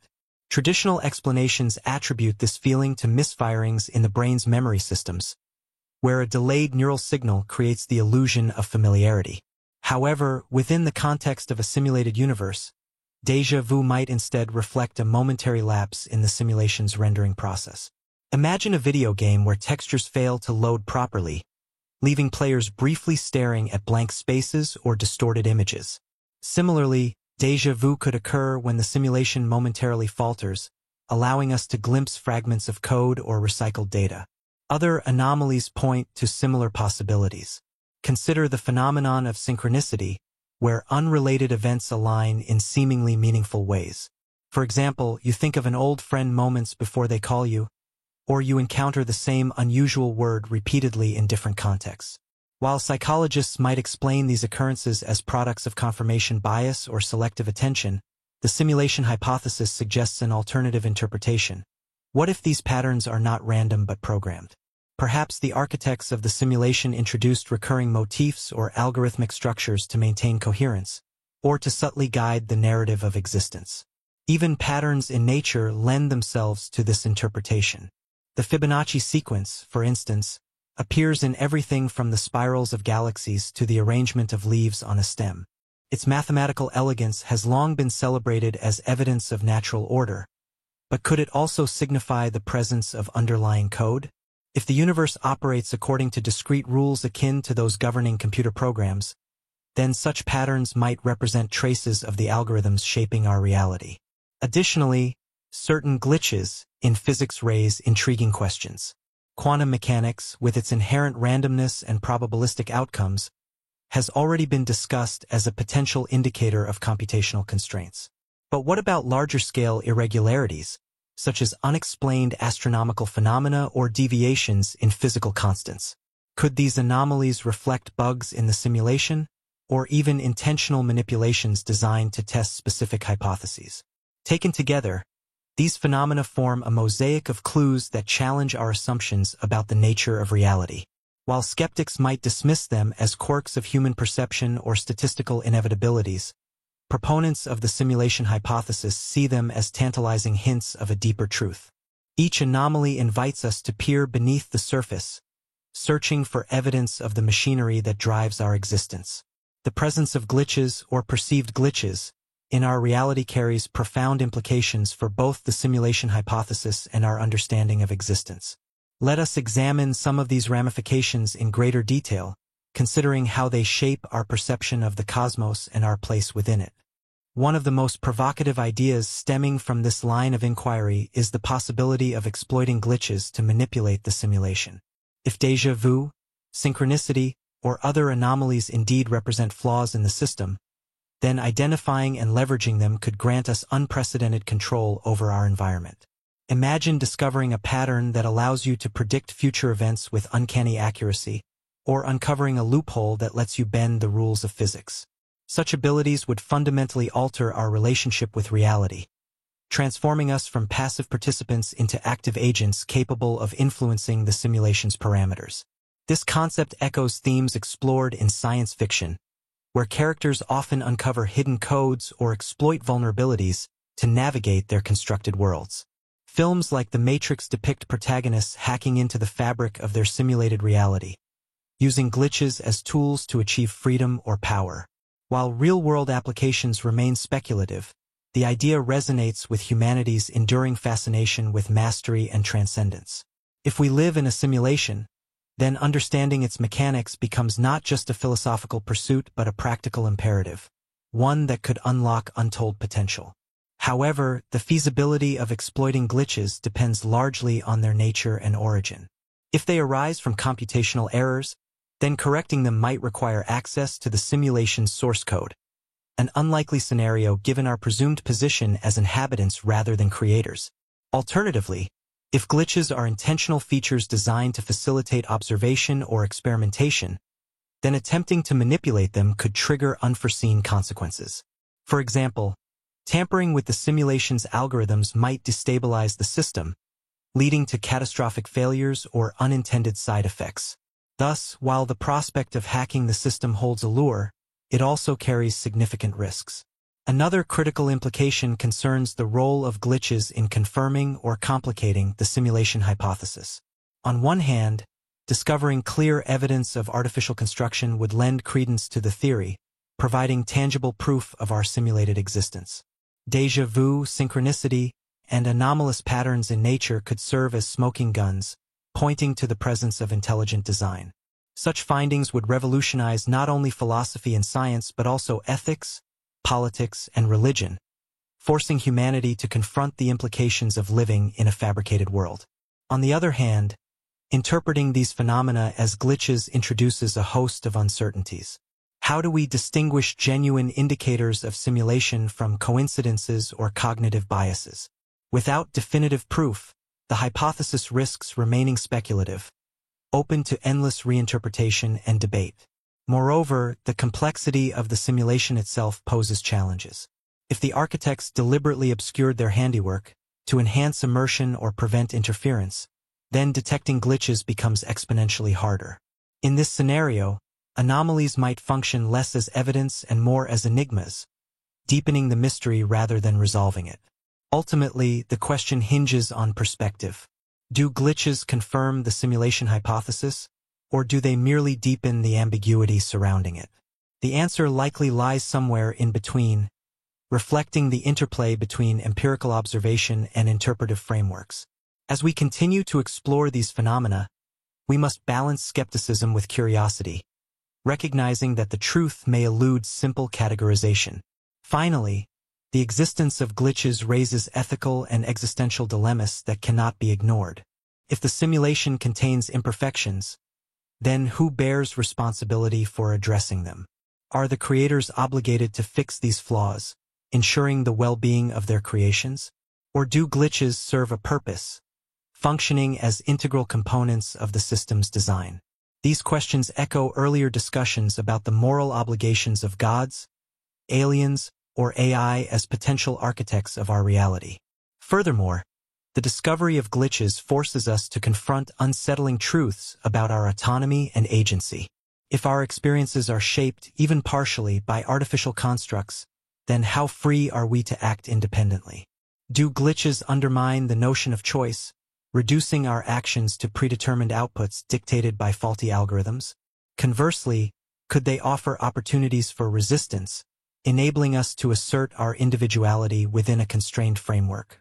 These dilemmas extend beyond abstract philosophy to touch every aspect of human life. They remind us that the search for meaning is inherently fraught with uncertainty, requiring us to navigate paradoxes and contradictions without succumbing to despair.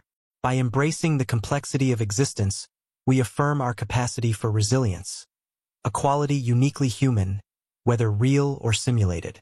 As we ponder the significance of glitches and anomalies, a natural progression emerges. If we suspect ourselves to be living in a simulation, what steps, if any, can we take to escape it? Is liberation conceivable, or does the very nature of a constructed reality render escape impossible? These questions lead us to the next logical step in our exploration: the prospect of breaking free from the confines of the simulation and venturing into the unknown. Before proceeding further, let us delve into the concept of escaping the simulation, examining proposed methods, their feasibility, and the profound implications of transcending our constructed reality. Through this exploration, we may uncover insights into the ultimate limits and possibilities of human freedom. The notion of escaping a simulated reality is as tantalizing as it is daunting. If we are indeed living in a meticulously crafted simulation, a digital construct governed by algorithms and parameters, then the idea of liberation becomes a central question, not just for philosophers but for anyone grappling with the implications of such a reality. Could escape from this fabricated existence be conceivable? Or is the very nature of a simulation so tightly woven into the fabric of our perceived reality that breaking free would require feats akin to violating the laws of physics? The concept of escape evokes powerful imagery, ranging from triumphant ascension to existential despair. It speaks to humanity's enduring desire for autonomy, freedom, and self-determination. Yet, the feasibility of liberation remains deeply uncertain. What tools or methods could enable us to transcend the confines of a constructed world? And if escape is possible, what does it truly mean to be free? Is liberation merely a return to base reality? Or does it involve transcending all forms of confinement, including those imposed by our own minds? In this segment, we will explore the various theories and proposals regarding how one might exit or transcend the simulation. From technological interventions to spiritual awakenings, these ideas reflect humanity's multifaceted quest for meaning and autonomy. Along the way, we will confront profound questions about identity, morality, and purpose, examining what constitutes success in escaping and whether true freedom is even attainable. To understand the possibilities of escaping the simulation, we must first consider the mechanics of such an endeavor. The methods proposed range widely, drawing upon diverse intellectual traditions and speculative frameworks. Each approach reflects differing assumptions about the nature of the simulation, the motivations of its architects, and the means available to overcome its constraints. Let us examine some of the most prominent theories, weighing their merits and limitations. One of the most intuitive and ambitious methods involves hacking the simulation itself. This approach envisions humanity developing advanced technologies capable of interfacing with the simulation's architecture. By identifying vulnerabilities, exploiting glitches, or rewriting portions of the code, individuals could theoretically gain control over their circumstances or exit the system entirely. Imagine creating a device that detects and manipulates anomalies within the simulation, allowing users to alter physical laws or traverse dimensions. Such a tool could enable extraordinary feats, from defying gravity to accessing hidden layers of reality. Alternatively, researchers might develop techniques to interface directly with the simulation's hardware, effectively logging out of the program and awakening in base reality. This vision aligns closely with transhumanist ideals, emphasizing humanity's potential to transcend biological and environmental limitations through innovation and ingenuity. However, the challenges associated with this method are formidable. Accessing the simulation's infrastructure requires not only unparalleled technical expertise but also intimate knowledge of its inner workings, knowledge presumably withheld by the architects. Furthermore, tampering with the system carries significant risks, including instability, corruption, or outright shutdown. Even if successful, hacking the simulation raises ethical questions about the impact on others still trapped within it. Would liberating oneself constitute abandonment of fellow inhabitants, leaving them stranded in a compromised environment? And if the simulation serves a specific purpose, such as experimentation or observation, interfering with its operation might disrupt the creator's goals, potentially leading to unforeseen consequences. Despite these obstacles, the allure of technological liberation persists. It taps into humanity's instinctive drive to master its surroundings, offering the promise of agency in a world otherwise governed by external forces. Whether viewed as a literal possibility or a metaphorical pursuit, hacking the simulation embodies the spirit of defiance against imposed constraints. A second approach shifts focus from external tools to internal transformation, suggesting that escape might hinge on achieving a higher state of consciousness. Rooted in spiritual traditions, this perspective posits that liberation occurs not through physical means, but through mental and emotional growth. By cultivating awareness, compassion, and wisdom, individuals can transcend the illusions of the simulation, attaining a deeper understanding of reality. This method finds resonance in practices like meditation, mindfulness, and contemplative prayer, which aim to quiet the mind and connect with universal truths. Proponents argue that by shedding attachment to material concerns and embracing unity with all existence, one can pierce the veil of illusion and perceive the true nature of being. In this view, enlightenment serves as the ultimate escape, not a literal departure from the simulation but a psychological liberation from its constraints. While appealing in its simplicity, this approach faces skepticism from those who demand empirical evidence. Critics question whether subjective experiences of transcendence genuinely reflect objective reality or simply reinforce pre-existing beliefs.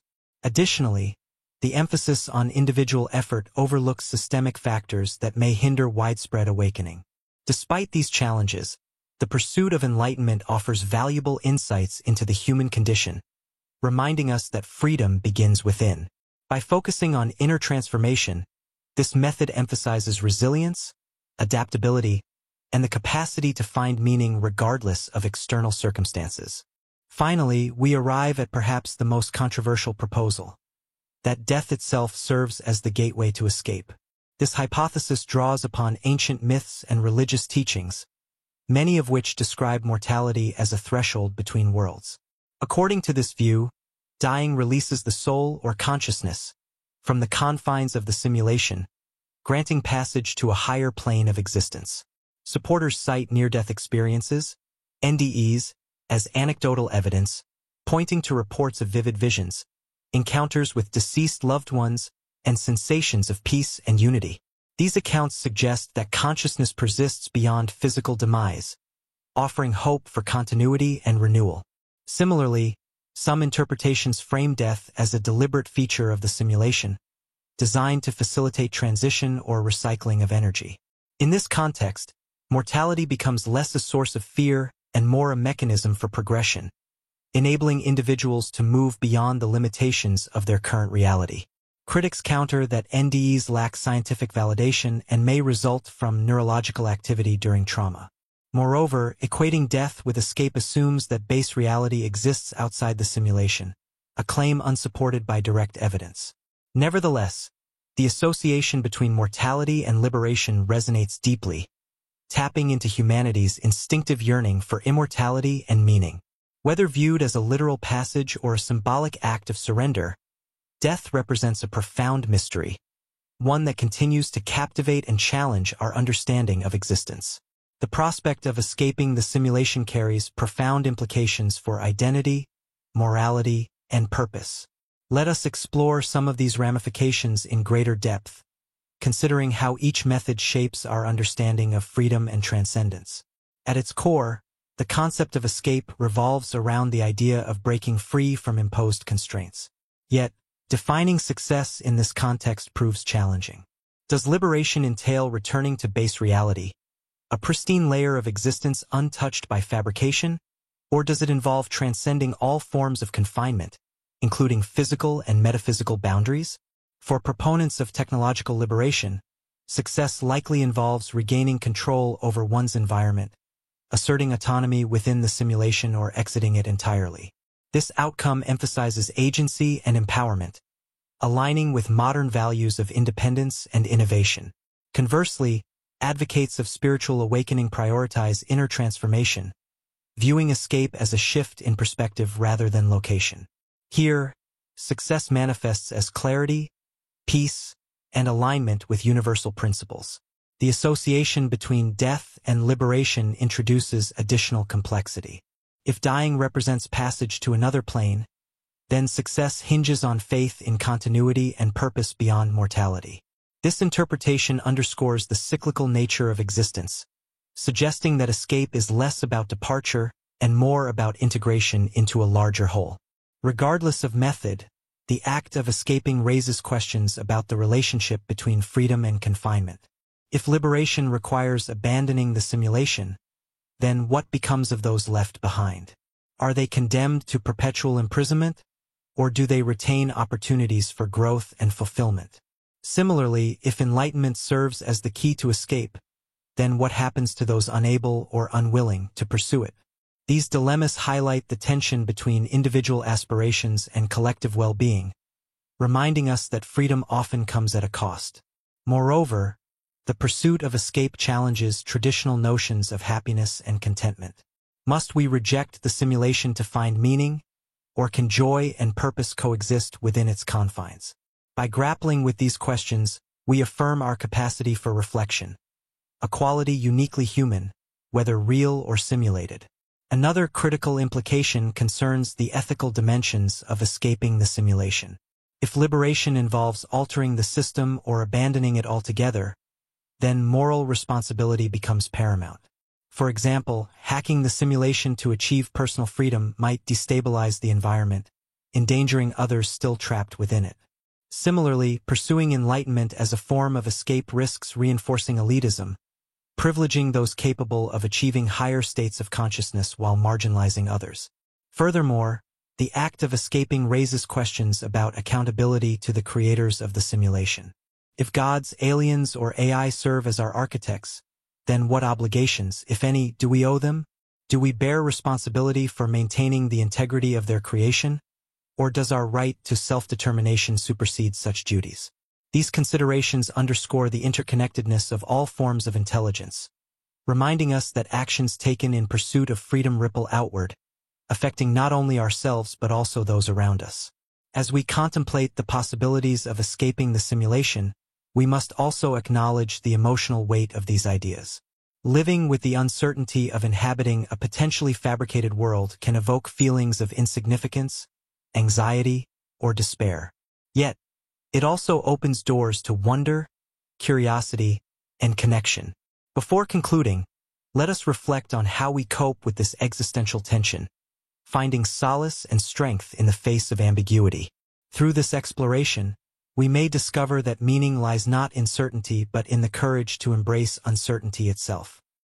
The realization, or even suspicion, that life might be a simulation can evoke a profound sense of existential unease. If our reality is artificial, constructed by unseen hands or lines of code, then what becomes of meaning, purpose, and significance? The weight of such a revelation threatens to unravel the delicate threads that hold together our sense of identity, autonomy, and connection. Yet, despair need not be the inevitable outcome. While the simulation hypothesis challenges traditional notions of existence, it also invites us to reconsider where meaning truly resides. Existentialist philosophy offers a compelling framework for navigating this terrain.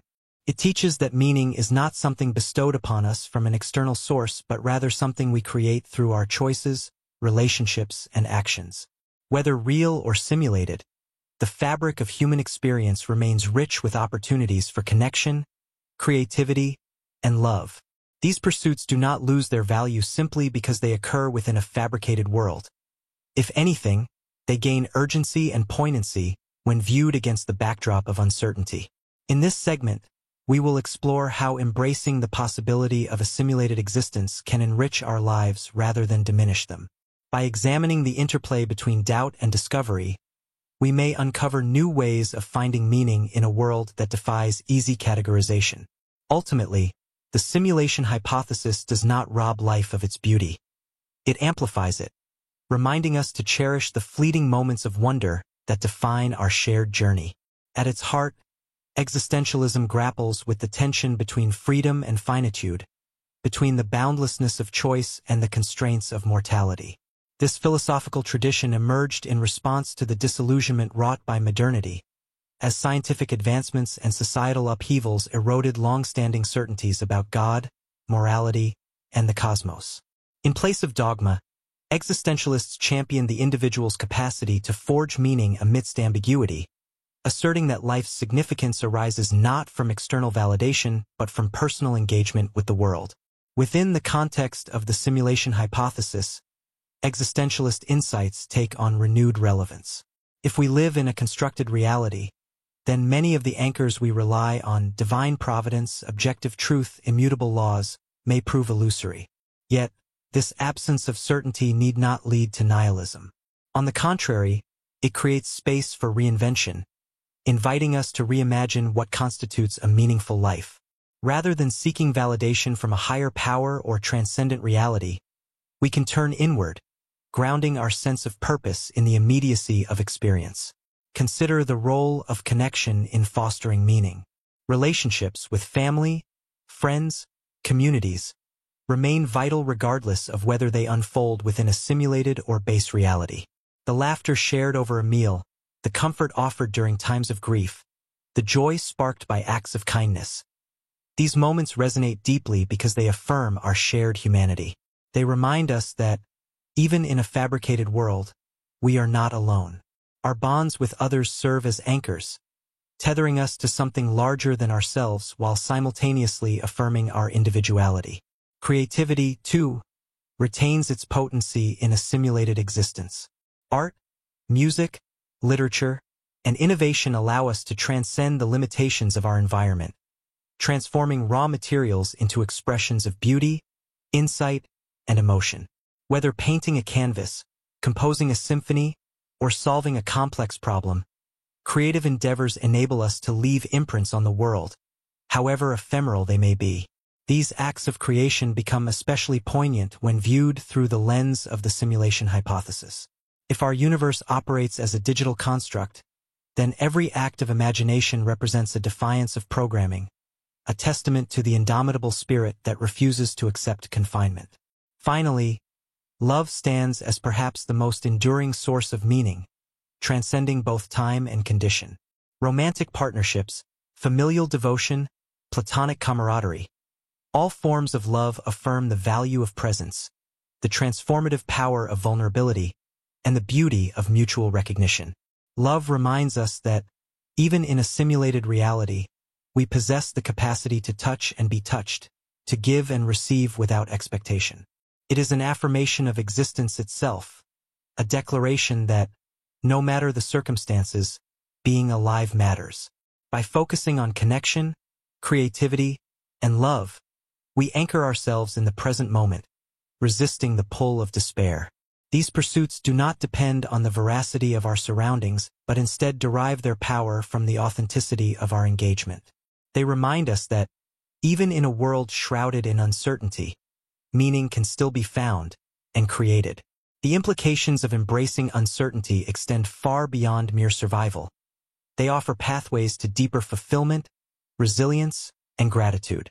Let us examine how adopting this perspective can enrich our lives, transforming doubt into opportunity and fear into courage. One of the most profound gifts of the simulation hypothesis lies in its invitation to embrace ambiguity. Certainty, while comforting, often blinds us to the richness of experience. When we cling too tightly to fixed beliefs or expectations, we risk closing ourselves off to the infinite possibilities that surround us. Conversely, embracing uncertainty opens doors to exploration, curiosity, and growth. Consider the analogy of a child encountering snow for the first time. To the child, each flake is a marvel, a unique configuration of water molecules shaped by temperature and wind. The unpredictability of snowflakes mirrors the unpredictability of life itself, a reminder that beauty often emerges from chaos. Similarly, the uncertainties of a simulated existence invite us to approach reality with fresh eyes, unencumbered by preconceived notions. We learn to savor the unknown, to revel in the mystery rather than fear it. This shift in perspective fosters resilience. Life, whether real or simulated, is inherently unpredictable. Relationships falter, dreams dissolve, plans unravel. Yet, when we view these disruptions not as failures but as opportunities for reinvention, we cultivate the strength to adapt and thrive. Embracing ambiguity becomes a form of liberation, freeing us from the tyranny of expectation and empowering us to navigate change with grace. Another implication of the simulation hypothesis is its ability to inspire gratitude for the transient nature of experience. If our reality is indeed a construct, then every sensation, every interaction, every breath carries a heightened significance. Knowing that nothing lasts forever imbues each moment with urgency and preciousness. Imagine watching a sunset, aware that its colors will soon fade into darkness. The knowledge of impermanence heightens your appreciation, compelling you to drink in every hue before it vanishes. Similarly, recognizing the potential for simulation deepens our awareness of life's fragility. It reminds us to cherish the ordinary, the warmth of sunlight on skin, the sound of rain tapping against glass, the quiet rhythm of another person's breathing. These small wonders, often overlooked, become sources of profound gratitude when viewed through the lens of impermanence. Gratitude, in turn, fosters contentment. By focusing on what we have rather than what we lack, we cultivate a sense of abundance that transcends material conditions. This mindset proves especially valuable in a simulated reality, where the illusion of control may tempt us to chase after false promises of security or permanence. Instead, gratitude grounds us in the present, anchoring us to the tangible joys of existence. Perhaps the most liberating implication of the simulation hypothesis is its challenge to conventional notions of purpose. Traditional frameworks often tie meaning to external achievements, wealth, status, legacy, leaving individuals vulnerable to disillusionment when those goals prove elusive or hollow. By contrast, the hypothesis encourages us to seek purpose within, drawing sustenance from internal alignment rather than external approval. For example, consider the difference between pursuing success for its own sake versus pursuing work that aligns with your values and passions. The former risks reducing life to a series of transactions, trading effort for reward without regard for authenticity. The latter, however, transforms labor into an act of self-expression, infusing daily activities with purpose and vitality. This distinction becomes particularly salient in a simulated reality, where external markers of achievement may lose their luster. What remains is the intrinsic satisfaction of living authentically, of honoring your deepest convictions despite the absence of guarantees. By reimagining purpose in this way, we reclaim agency over our lives. We recognize that, even in a fabricated world, we retain the power to shape our experiences, to choose how we respond to challenges, and to invest meaning in the mundane. This realization serves as a bulwark against despair, reminding us that, regardless of external conditions, we possess the capacity to create a life worth living. As we synthesize these reflections, one final question emerges. How do we reconcile the pursuit of knowledge with the cultivation of wonder and peace? The simulation hypothesis challenges us to balance intellectual rigor with emotional resonance, encouraging us to embrace both inquiry and acceptance. Before concluding, let us meditate on this interplay, exploring how the tension between knowing and unknowing shapes our understanding of existence. Through this exploration, we may discover that peace lies not in resolving contradictions, but in holding them gently, allowing them to coexist within the vast expanse of human experience. As we reach the culmination of our exploration into the simulation hypothesis, it becomes clear that this journey is less about arriving at definitive answers and more about embracing the questions themselves. The hypothesis challenges us to confront the limits of human knowledge, reminding us that certainty often eludes even the most rigorous inquiry. Yet, in this absence of clarity lies a profound opportunity, an invitation to dwell not in absolutes but in possibility. Certainty may be comforting, but ambiguity holds its own kind of beauty, one that invites humility, curiosity, and awe. The simulation hypothesis does not promise resolution. Instead, it offers a framework for engaging with the unknown. By contemplating the nature of reality, whether real or simulated, we step beyond the boundaries of conventional thought and enter a realm where wonder takes precedence over answers. This shift in perspective transforms uncertainty from a source of anxiety into a wellspring of inspiration.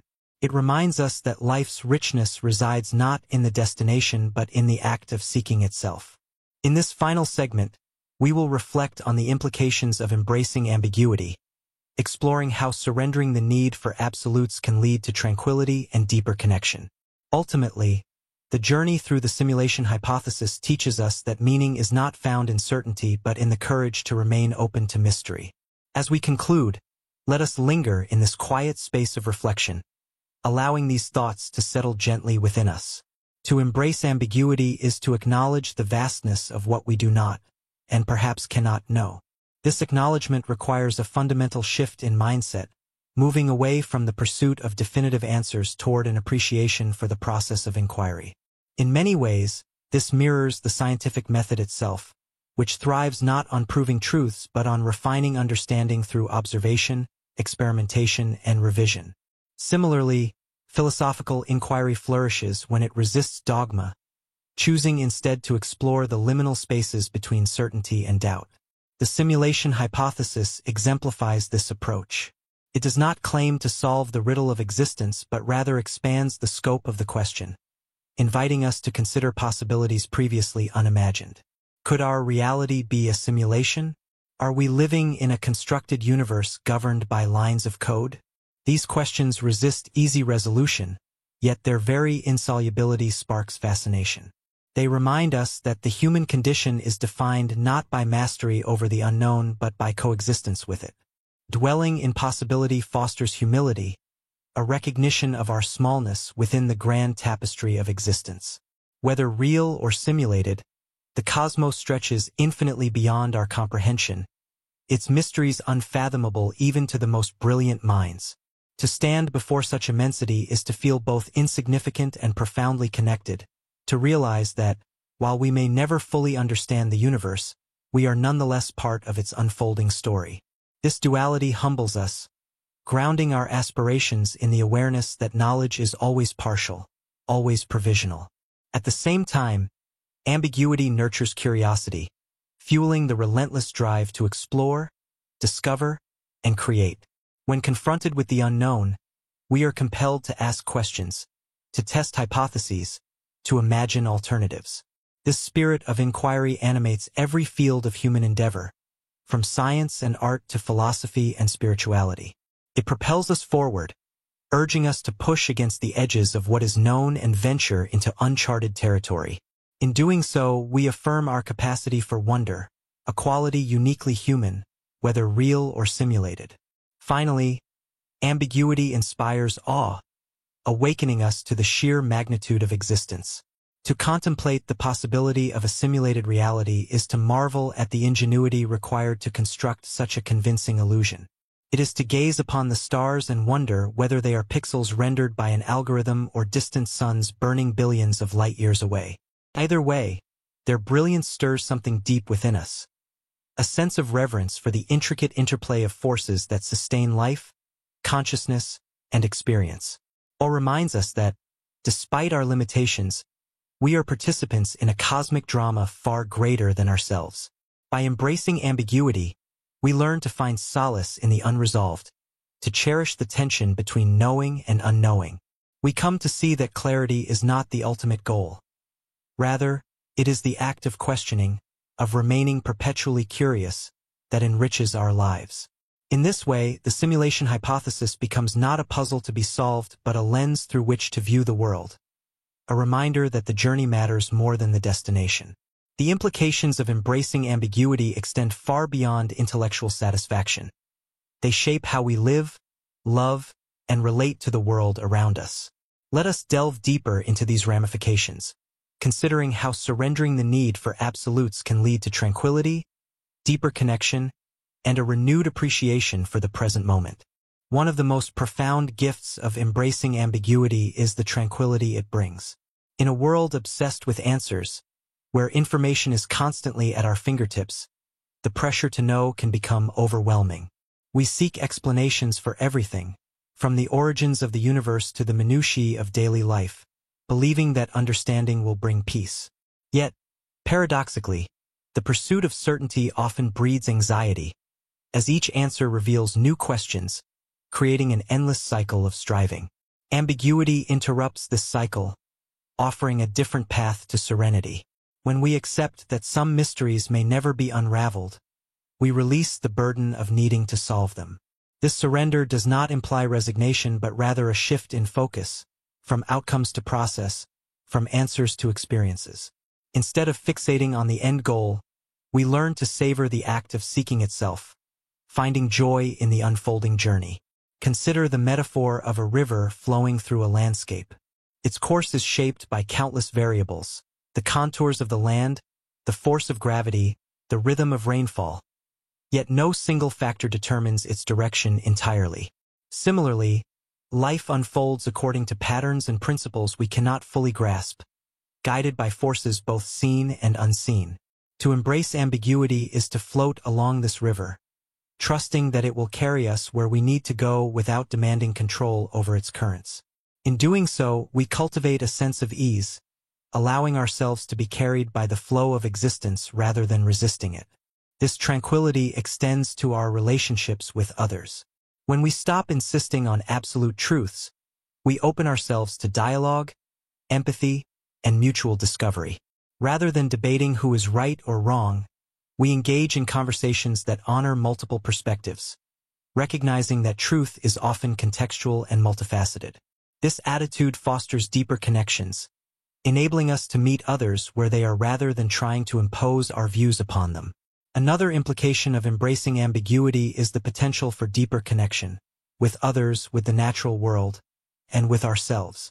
Human beings are inherently relational creatures, drawn together by shared experiences and collective quests for meaning.